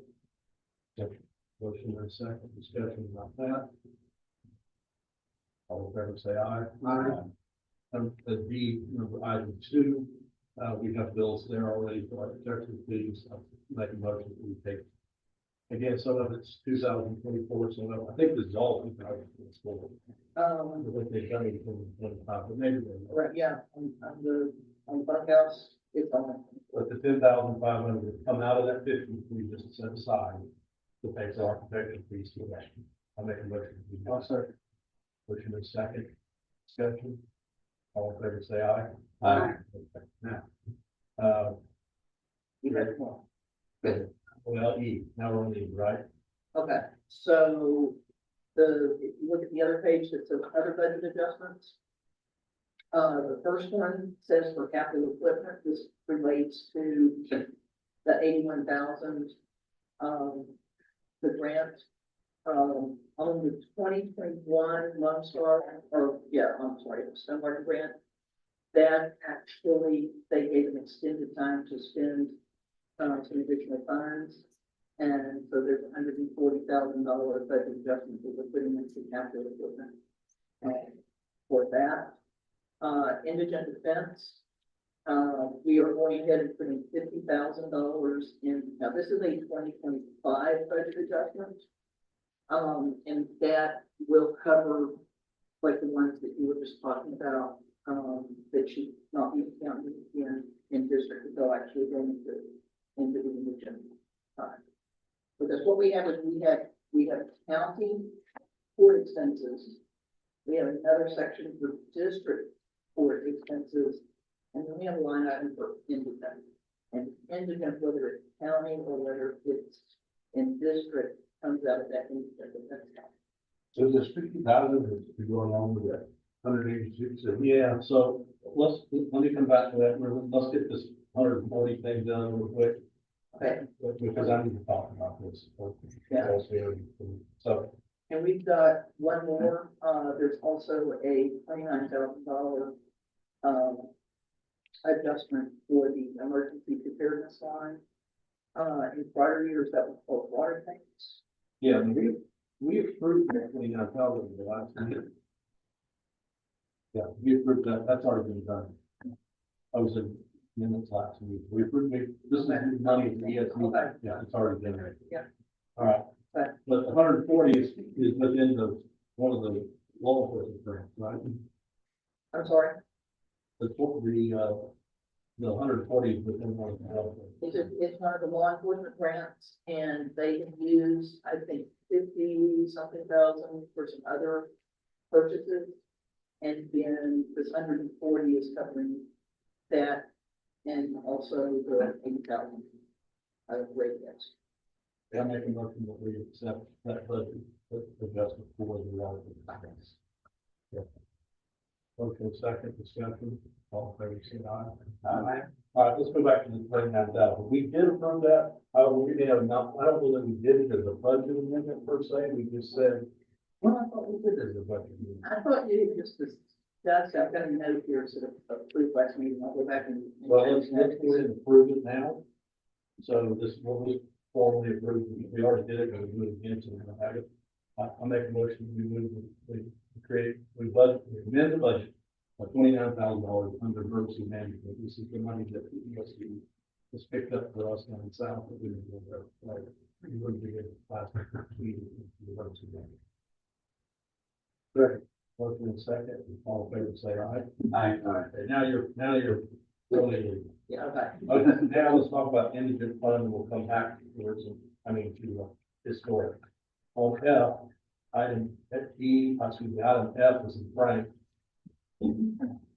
We're gonna answer your question, it's sort of bad, we've got to get a. We're paying $151,000 to the fall expenses. And we get fund. And we get that fund. And that's great, got that number down to over 200, so we're good there. The problem is that courts are doing other things, and we don't, I'm struggling to have one place I can look at and say, what is my courts costing? We don't know that. Right now, it's a Easter. I know what you're talking. But then the district court decides he's gonna go counsel, or he gets a for witness, or he gets a translator, or now he gets a court report, Well, right? no, Well, when all of those expenses to me are part of the cost of running the courts. And I realize that's not in the defense, but my point is, I want to get a handle on what it's costing to run the court, so I can say conclusively in a year, our district court cost me this much, our edit fund is costing me this much, county court is costing me this much, JP court is costing me this much. We don't know, we can get it, but we're running all over our balance sheet trying to find it. well, Then it's surprised me. well, it's two, I think it's two things. First of all, there is a line in the court account that is called indigent defense, and what that is supposed to be paying are the expenses related to attorneys that are appointed, for instance, the Regional Public Defender's Fund, or office is representing somebody, there's somebody else in a related case, and they have conflict, like we can't represent this person. But they're indigent and they need representation. And the court would appoint an attorney from a relatively small pool of local attorneys to represent that person. That attorney fee is paid by the county and should be reported to an extent in that indigent defense fund. For whatever reason, the last couple of years, nothing has been budgeted for that. So the reason it was such an Easter egg hunt this year is because in doing the reporting, a lot of or in fact, all of those invoices were coded to other accounts, some of the professional fees, some of the legal fees, so that it appeared to be the regular county expenses, and they're not. So the reason we wanted to do the $50,000 adjustment in this year's budget is so that we can really isolate those indigent expenses to one budget, and they're not scattered throughout the general revenue. And remember now, the more, matter of fact, we keep the revenue expenses, the more grant money we get back from the state. Right? It helps into us the, with the it helps in the formula grant calculation. So we get to, and then back. And this actually goes to one of the other things. We don't have it set up in the department account right now in that data, but as we move into pilot, we're gonna take that into defense and we're gonna kind of split it out. So that we'll have attorney fees for adults, attorney fees for CPS, attorney fees, for county or districts. We can actually really pinpoint where they're going, and if they have expenses for things like, an expert witness or an investigator, those would be a separate line item. We can looking at any interpreters, for the defendant, then we can actually know where those expenses were used, or what were they used to pay for. One thing I will say, the 50,000 that we're putting in for this year, which again, this is for 2025. I believe there's an invoice hanging out there from 2024 that is substantial. Is that? That's not approved by the court. That is not approved yet. So, we don't have the actual invoice, I recorded, so that's pretty close. Yeah. I would be. So bottom line is, on what our real expenses, I mean, I want to be able to say a year from now, what is this? Also, look, we're not saying we can't have a court system, we're not gonna have one, we want a good one, but then what is it cost us? And right now, I think it's just like a struggle, and then we get the pop-up bills, this is a pop-up bill, that Ferguson appointed as a second chair. Mr. O'Neill, not me. Right, all that number. Well, there was a voter thing, which is why we take that. And so when the second chair. For. Murder patient. Yeah, the judge still has to remind you to reduce that. You're welcome to do that. Sure. If you don't, now there's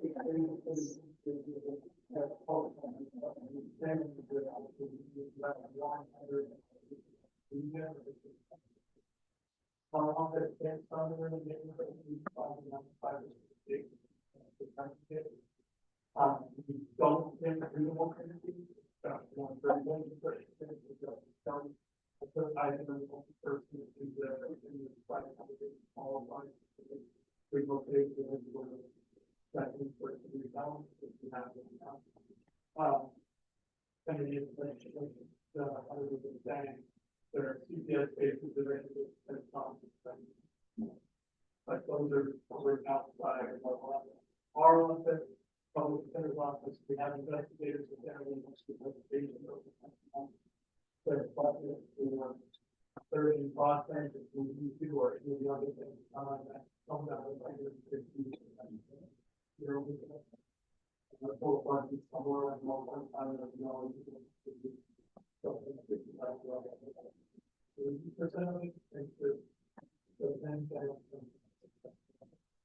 Well, this bill that's coming in from the court, that's a 44 million, right? Yes, sir. So we have to go back and. Yes, sir. We're gonna need to go back and make another budget adjustment for that. Once we get that, I think we've got some line item adjustments that we can move from some other places to cover some of it. So with that amount, we're probably gonna need to make a budget commitment to that line as well. And kind of in relation to what Paul was describing, I think the other issue we have to consider something is the judge when we use that bill, the attorney fees for the appointed attorney was billed at $100 an hour. And my understanding was he was billed it at that rate. So the only way the judge would reduce that bill would be if he told the attorney that the hours he billed were not valid. And I personally can see that being a very intense discussion. So as someone who's been appointed to the secretary of two others that were appointed on that thing for, I was told to go on a lower rate because so they thought possibility that you had to do that was 2017. And I'm just going over what I have seen and looking back over like 2 years of people reporting. I have not seen anything bill that include at the well, and not private at less than $100. And since the plan changed program, when I was at those things, 10 years ago, 15 years ago, the person did appoint my secretary. Was, I would say, having seen 90% of that, if you don't know, I think, that, that they try to do. For my Well, I think the frustration to, when road goes to my left, we feel the same way, like, what we just think all of us never, we think we're spending 151. But in reality, we're not spending 151, we're spending a lot more than that. We're over 200,000. So, look, I don't know how to answer that other than my goal is to make sure we get a handle on total core expenses year to year so we can look back. And- If we're not, we really need to know that when we do budgets. That's your, no disagreement for me, because as you know, well know, I can't think of everything. And. Right, no, we did. You have to, right, and that's gonna be, part of your budget. And if you are running from 14 different places, to that number, And some of it we can't control, we don't know, you could have $5 next year at each row. so right now, my office is my office, which you, or that 151, and it doesn't change for you, like, you're not gonna get billed from us. Right. Unless there's an expert or something that we have to pay. For instance, last year, there was a conference file that was upstairs. You had to pay for the doctors to the evaluation, because that's not part of the government, that happens in Montreal. Right, it's like $3,000. But right now, my office is set for something like 11 to 15 trials. Some of those are clear, and I can tell you right now, I'll be having fun with this. So, I mean, I feel like it's a savings for the town, to beyond this area. Yeah, you don't have to justify your existence, I just want to make sure we're really taking into account everything. I think one of the things that I would like to look at is twofold. First of all, within the chart of account, make sure that we have the account set up so that we can really track what type of expenditure. Not having scattered, but all put together and then the various categories within that broken out, so that we know, are we paying for experts, are we paying for attorneys, what exactly are we paying for?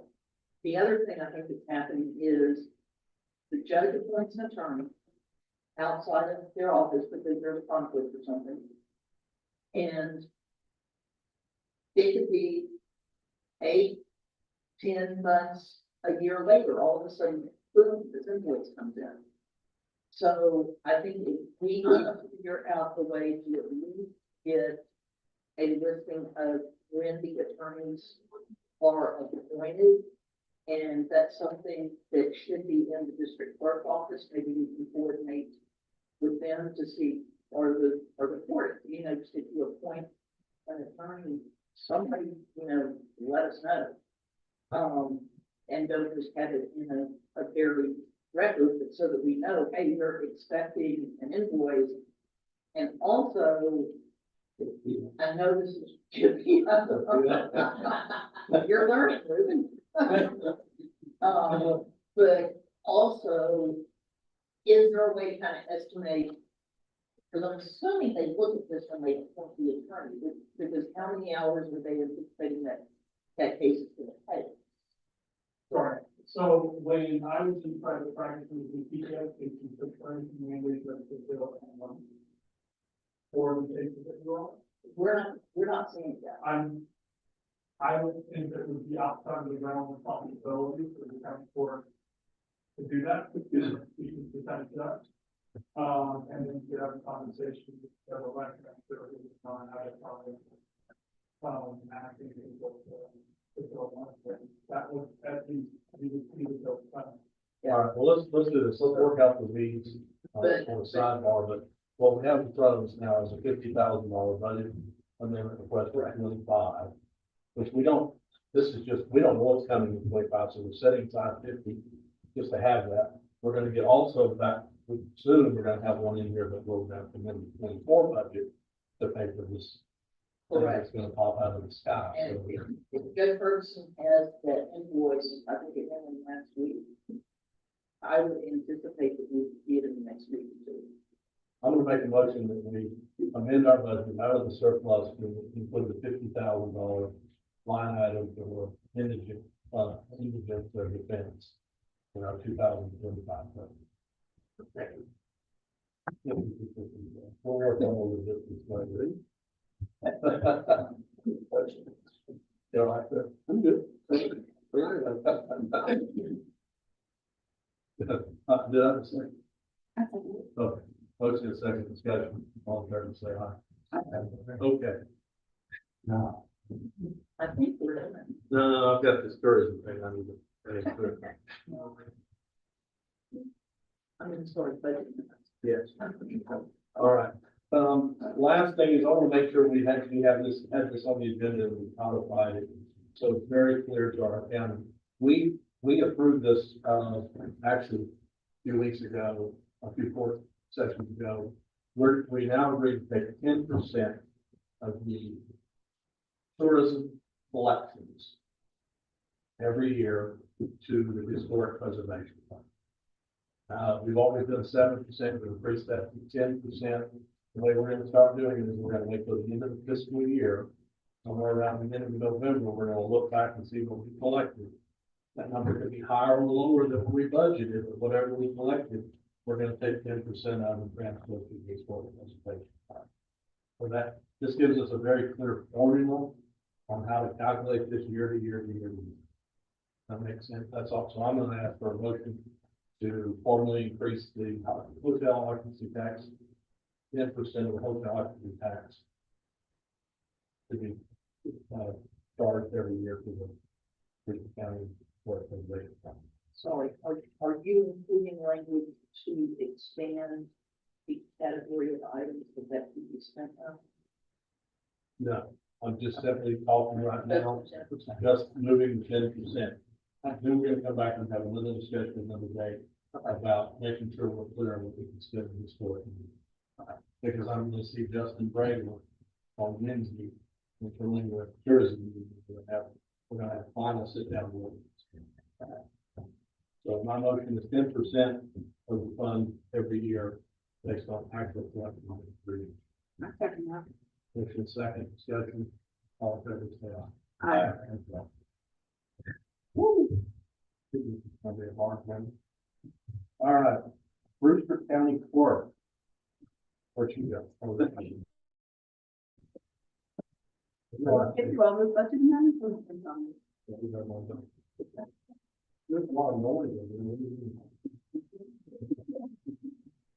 there. Okay. So as far as an update, I have reached out to the newspaper. And this is just in regards to a full update on our office. The property alert is not picking up like I thought it would. People just aren't signing up. It's free, it's easy. I've already done the news, the radio article. I'm gonna try the flyer with the apparatus to see if I can get some kind of response. I'm reaching out to Cherry Home Room to try to get them. It's such a big, it's something that's needed, but I'm not getting any response from the public. We pay for it. Was there anything that went out with the tax bill for just now? No, I'm kind of thinking about doing that. The only problem is that it's going to run into my postage. And I'm gonna have to find another, different one. No. But it needs to be done. I got a whole card set up I should have seen them all out.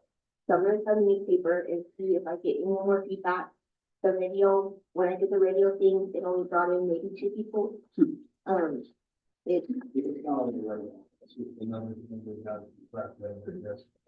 Everybody remembers this is the deal with. What is that cost? It's 1,200, but we've got the contract reassigned for 1,200 for the first 2 years, and then it'll go up to that 3%. But we would play to see how it's going. We could put it on something. Yeah, and I've got flyers and everything to go for it. It's not moving. I think that's the only negative I have in the office. I think that's the only negative that I have in the office as far as our project moving along. Everything else we're still pushing. We're still editing. I've brought in contracts to do indexing for all of our records. So from authority to, I want to say 1960, we have digitized. But that's just saying it's been planned. We don't have them up for the public yet. To get that up, that's gonna cost another 41,000. So I'm just sitting on it we're kind of deciding on what's the best way to push. My office is amazing. The girls are just on point. They're always continuously working, always helping. They help me brainstorm to see what we need next. We do have a part-time position open and we can't find somebody to fill it.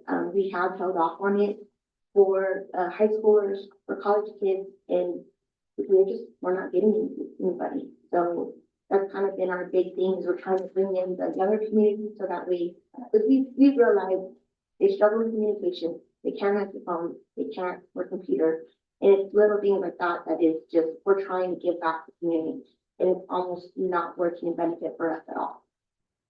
So we're gonna probably have to open that position up completely. Okay, you have 2 action items? Yeah.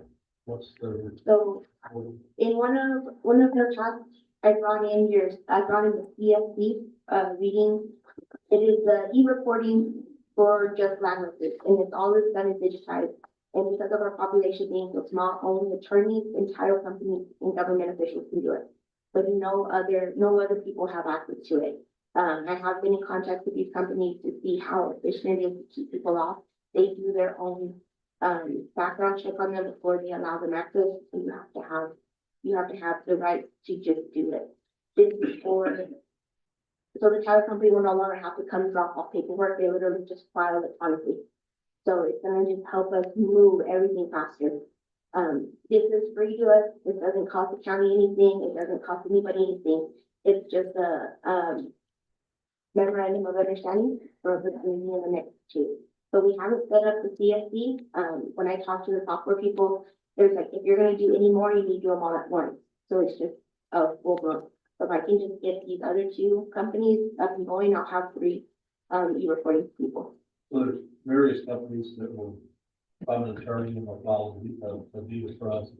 I can use certain companies to file. Yes, and these 3, the E10, the Simplified, and the CSD are the top 3 that majority of all counties use. I make a motion to approve memorandum of understanding for the EPM and the certified. Motion and second discussion. All in favor, say aye. Hey, Judge, can you go back on the treasurer, when you get ready to make a presentation? Yes, we go back to Fair's office.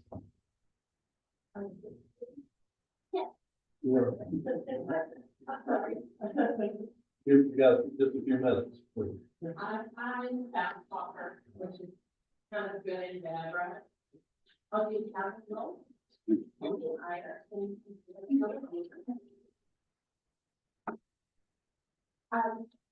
So thank you for giving me a minute. I'd like to be able to, I don't always get to speak to the board when I'm here, don't know all these questions, but I'm told. This is the 457 plan, and the 457 plan is going to be similar to 401k, but it's a government. And it's a way to set aside additional money for retirement and then for the vision. So, today I'm here to meet with employees that are interested. This is a voluntary plan, and so people can sign up anytime, but I like to sign occasionally just because it makes it a little bit easier sometimes for people to come and ask questions and kind of stay on. We are in the process, Julie and I are working towards upgrading to our newer platform, which is kind of styling and has some lower cost funds, and we're able to lower the administrative costs just a little bit. And, you know, just because a lot of you were not in office when you first started working for the county office, right around 20 years ago, we're close to it, we've been here a long time. Ruben knows me. Anyway, this plan is, the 457 is kind of unique.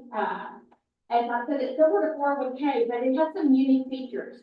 And the first one is there's no age requirement. So whenever you leave employment, if you, we never want to encourage you to take this money out before your retirement age, but because you are eligible, you can, because a lot of times, governmental employees are eligible to retire before they're maybe old enough to retire. So you don't have to be age 59 or after any certain age to be withdrawing money. It's never. Because, there is a rule that says you cannot withdraw this money while you're employed, but you do have the ability to borrow from yourself to pay yourself. So what that does is it gives you a little bit of flexibility, that way you do have some access to money to it. It's not easy for you to take it out. And honestly, I think it's probably good that you can't take the money out until you retire because, if you had access to our retirement money, nobody would have the money. But, it is a mutual fund platform. I am a financial advisor. I do meet with individuals. I can do these presentations in a group, but I do meet with individuals one-on-one and I enroll them. The process is I put their information right into my computer and you sign it in your email. Super easy. What's the IRS rate for 73? It's age 73. And it's indexing up to 74. It'll be a little bit, but right now it is age 73. The cool thing is that if you are employed here and you do reach age 73, you don't have to take your required minimum out of your 457 from find yourself. Which is Where's the money going? so it is, it's three benefits the company we use, and there's a entirely the fund. I'll be in that conference room all day. If you'd like me to, I can always email over the information to you, let you see it. We have a list of funds. The new platform that y'all are going to be converted on this month includes some Vanguard funds. It's got a pretty good variety of funds. Our platform, we call it SFR, which stands for Saving for Retirement. But this SFR platform has an independent third party that actually monitors and does automatic renewal and replacement of funds. So if there's ever a fund that's like not performing well, they'll replace it with another fund that's similar to it, but that is performing better. So you always get a really good slate of funds to choose from. And we're looking at doing our kids, we're going to be able to have a lot of that. Okay, that's an option that we're working on right now. And if we can make all that happen today, then we can offer a Roth 457. Which is great. A lot of it's similar to Roth IRA. With Roth 457, the only catch is the money has to be in the plan 5 years, and you do have to be 59 and a half, and no longer be employed by Brewster County. And then when you take money out of that account later on when you don't work here anymore, as long as you're 59 and a half and the money's been in the plan for 5 years, it's completely tax free when you take it out. The difference is that you're contributing money that you've already paid tax on. So it allows all those contributions to be tax free. So that's it. It's kind of for everybody, but especially when you're younger and you know that you can pay taxes on those contributions for a little long and what really gets it. And then in retirement, have an amount of money you can buy. Anyway, voluntary contributions, you can start or stop it at any time, increase or decrease at any time. I'd love to meet with you guys. I'll be here all day. Thank you. Thank you.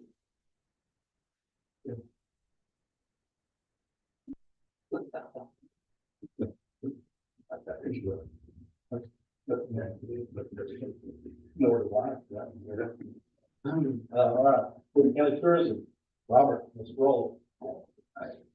Good morning, everybody. Not much going on right now with the marketing and all that good stuff. We don't really do a lot of shows. We just got done with chili cooking for us. A lot of people from all over the place, California, New Mexico, Arizona, Louisiana, over there. It was really nice. But a lot of folks from San Antonio, which was really cool. Almost every other person that came by either cook outside the booth was from San Antonio, so that was really neat. I was impressed or surprised to see that, I should say. But it went very well. We had booths at both places, gave out a bunch of stuff, and we also had journalists in from Canada and one from the West Coast who were covering cook-offs. It was kind of nice. The main thing that will be of interest to you guys is we will have a board meeting tomorrow. Wednesday down in Studio at the Red Patillo at, noon, if you'd like to come for just an informal luncheon. There's some nice pizza on there. And then the meeting at 1, Justin Bregel, as he's mentioned from GHLA, will be there giving an update on how to spend hotel tax and also on the upcoming legislative session. There are some items out there, not in anywhere around this area that I know of, but especially in East Texas, they're trying to spend the hotel tax money on infrastructure like they do every session. But he's going to give us the update on that, what we need to work, be on the lookout for, I should say. On that note, with the board meeting, the main reason that we're meeting tomorrow on the main agenda item is to finally, I hope we better, give you guys a slate of board members and officers to fill the positions that have been open for now, I hate to say, almost 2 years. We haven't even went 18 months. So this one will be voted on there, but I'd like to ask, where would you like me to present that to you guys? Formally, we used to do it in January, but it's been so long. Do y'all want me to just as soon as we get done, do it the next quarter if possible, or how would y'all like that? I'll say bring it in the first quarter of December. Okay, perfect. First quarter of December, that would be great. And of course, you guys have final say, so put those members on. Lots of new blood, just so that you know, we got now 7 candidates and 5 open seats, so we'll see how it all goes tomorrow. Next week, I'll be attending a Texas Mountain Trail Board meeting over in El Paso, and talking about the historical area over there. The Coach Trail is coming through the Gage and the Hollands here in Alpine as well, our parts of that. And we'll also have a chance, I'm gonna kind of do double duty. We're gonna go to the Anthony Tech Stop Center over there. This is the first one in the state on that end. And, that Tech Stop Center said, hey, since y'all are gonna be in El Paso, there's mostly tourism folks in this area. Come by, so we get a couple of hours to just sit there with those folks in Anthony and tell them what's going on here. I'll focus on the exact messaging for the closure and basically they know what to tell people as it comes from the West Coast this way. That would be nice. On the horizon, we have had so many inquiries from the state on journalists. Actually, we have one that we don't know if we're going to be able to find rooms for. The state is really sending us international folks left and right. We've had folks from France, Germany, the UK, and also coming up, we have Canada again, another group, but I believe they arrive tomorrow or Thursday, I forget. A group in the Netherlands. These will be tour operators, not journalists. They're basically travel agents over in the Netherlands who want to add the big band to their inventory so they can sell folks coming down here. So that'll be interesting. Filming just completed yesterday, I believe, if not Sunday, on all of our commercials for the basin closure. 12 rounds is done. They got the film in the can. I haven't seen anything yet. They literally haven't edited anything at all. It's just raw footage, but hopefully soon we'll have some commercials and thank people on that from them. And lastly, again, thanks again for approving and allowing us to finally purchase a business vehicle. The Suburbans is great. It just needs to be wrapped. We have the designs came in over the weekend from the company. We're gonna have it wrapped with pictures and stuff. Most of it's all branded. I'll send that to you just to take a look at, and I'll show it to the board on Wednesday. And hopefully next week we'll get it wrapped. And by Thanksgiving, we'll have a big fun vehicle with Santa Elena and all kinds of neat stuff branded on. That's pretty much what we're doing. Down the ticket stop. Ticket Stock, that is the event that we do with the tickets, actually, the ticket radio station in the DFW area. It's an event, it's a 2-day event that's at the Plano Visitor Center, so it reached that Frisco, Plano, the new developing area of the DFW. It's basically a sports show. They bring in some of the Cowboys, the Mavericks and stuff like that, but it's, they have booths there. So we're gonna have a booth that's there. They're working the logistics of exactly what we're gonna do. We may just have some photos of like the golf at Lickies and then the hiking and stuff like that, the rafting. But we're seeing what we can actually do to make it more of an activation. To maybe even take a kayak or something like that, just some stuff to fill up the booth, et cetera. But that's what that one is, Ticket Stock. And it's basically just a travel show for the contracts. How about Texas Independence Jam? Independence Jam, that one is a concert series. It'll be taking place at Billy Bob's. I say it's serious, not serious, I'm sorry. It's they promote it for about a month and have a lot of the artists play beforehand, but then they all come together for an event at Billy Bob's. It's the concert that we used to sponsor Blues on the Green in Boston. And the marketing committee this year said, well, let's move it towards that. We've never done anything concert-wise in the Portland area. So that's what it's going to be. Again, we have a booth, we got a big present outside. We'll take our big blow-up tent and put it outside. The events there at Billy Bob's, it's right now in Fort Worth Historic District. Really nice. When is that happening? March 3rd. Yeah, I believe it's March. I want to say it's the first weekend of this. Tourism and Travel Adventure Show. That's just another show. I pushed them off. You already approved the Dallas show. And of course, their salesmen, they want us to sign a contract in 3 years, so we can finish, but I said, let's wait for this one until this one, right fiscal. So this is just another travel adventure show like we do in Dallas, this one's in Phoenix. The marketing committee again kind of saw an uptick with, we did our last A&M report, that more people are coming from the west coast than the east coast, now, like barely, but a little bit. So we decided to try to do a show in the western area. We've never done any shows that direction. I've done a few going east, but never to the west, so we're trying one in the Phoenix area, see how that goes. We're partnering with this El Paso on that. And by partnering, I mean, we're gonna put booths together. So we'll actually have a 10x20 area rather than 10x10. And their main focus is for folks to fly into El Paso, spend the night, and then come on over here. That's kind of how it works with the partnership. All they want is one night and that flight. Works well for us. I'll make a motion to accept the contracts with Bravo, Charlie, and Delta. Okay, I'll second, but it is contract, not contract. I guess contract. I thought, well, maybe that's something. No, I'll say it's contract. I'll second. Motion is second, all in favor, say aye. All right, anything else? I'll see you tomorrow. Thank you so much. Appreciate it. Number 20, discuss and take action regarding the administrator. So this is one we explored last commission report. I did check with the attorney. I think I told some of you guys, the attorney said you can stay with what you put out there. So I can announce the winner of the successful bidder of the 2045-26 community block grant was, the Esser Group out of the Valley. Second place was Grant Works, and third place was Grinding. Well, I guess send letters out to everybody, and what we'll do, saying Esther won it. Yeah. All right, so that's you. I'm sorry, I have this wrong. I take this back. It's not Esther, it's public management. Yeah, public management. I read there's a star. I thought this was in order. Never mind. Public management. I thought. Sorry, out there. Public management. Yeah. All right. Now, number 22. We're gonna 21. We had one proposal on Friday before we vote for president, and now we have 5. So rather than sitting here for the next hour exploring all this, we need to have a special meeting next Tuesday at 9:30 to do the canvassing of the election, number 1. And number 2, we're gonna have a week to score this next batch, y'all won't have it. And we'll turn the scores in for it next Tuesday. So we'll have a special meeting with those 2 agents. Sarah, if you want to send your hand and not send that. My concern is, are we gonna get communications here? Well, that's the question. You will be first. And if you do, then all they can score on the day or 2, or nothing, no, or we're going to say yes. They can bring them in next Tuesday or on Zoom. I'll see if I don't do Zoom. I don't want to score it. Okay. So So we can do that. So thank you and listen to that. You look at them, but not score them.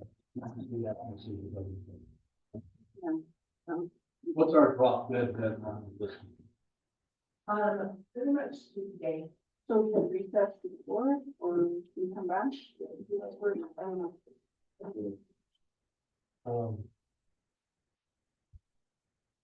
That would be ideal, but that's the last day to do this. Yeah. Can we ask presentations for back into this week? We can do presentations on Friday. Oh, if it's fun. And then, forum, we can make conversations on Tuesday. You have the special meeting Friday, the first, and then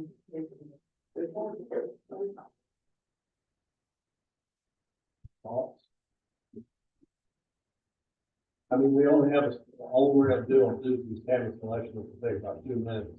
And then the rest of it, we could devote to listening to presentations and scoring. I mean, we can score, we can get everything.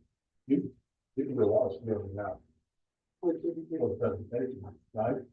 And then finalize it after you get the presentation.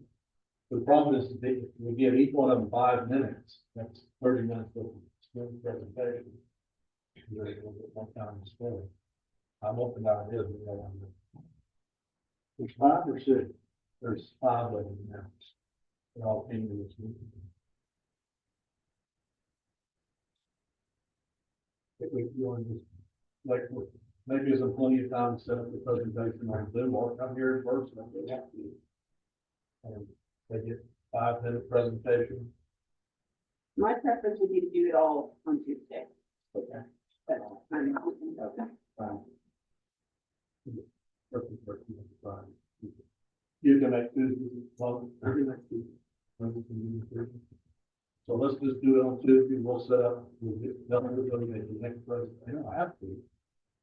If I think you can do it, and if you do it by Zoom or in person, maybe it's 5 there.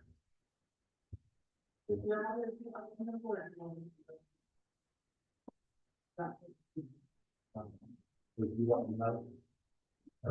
What do you have? What do you have? Does your office want to let, discuss firms and set up the presentation for them, or do you want it? We actually need to, we'll do it. We'll figure it out. We'll do it. Okay. The things over there, well, we need to get it out today, Jim, so everybody. Okay, so we're gonna table number 21 to the next 2 meetings. So we'll. Any discussion? On fair, say aye. All right, we need to go to closed session real quick, won't take very long, and we'll be right back.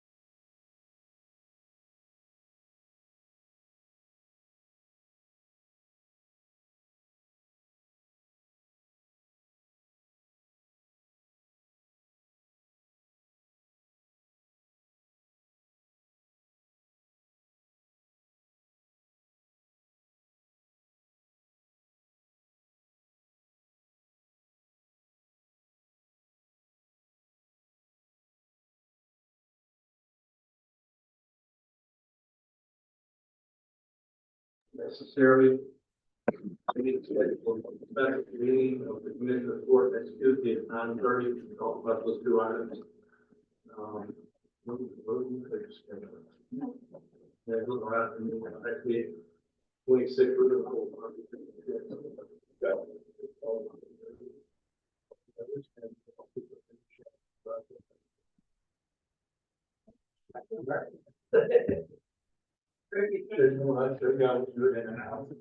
No, I'll make a motion to adjourn. Second. All fair say aye. Done.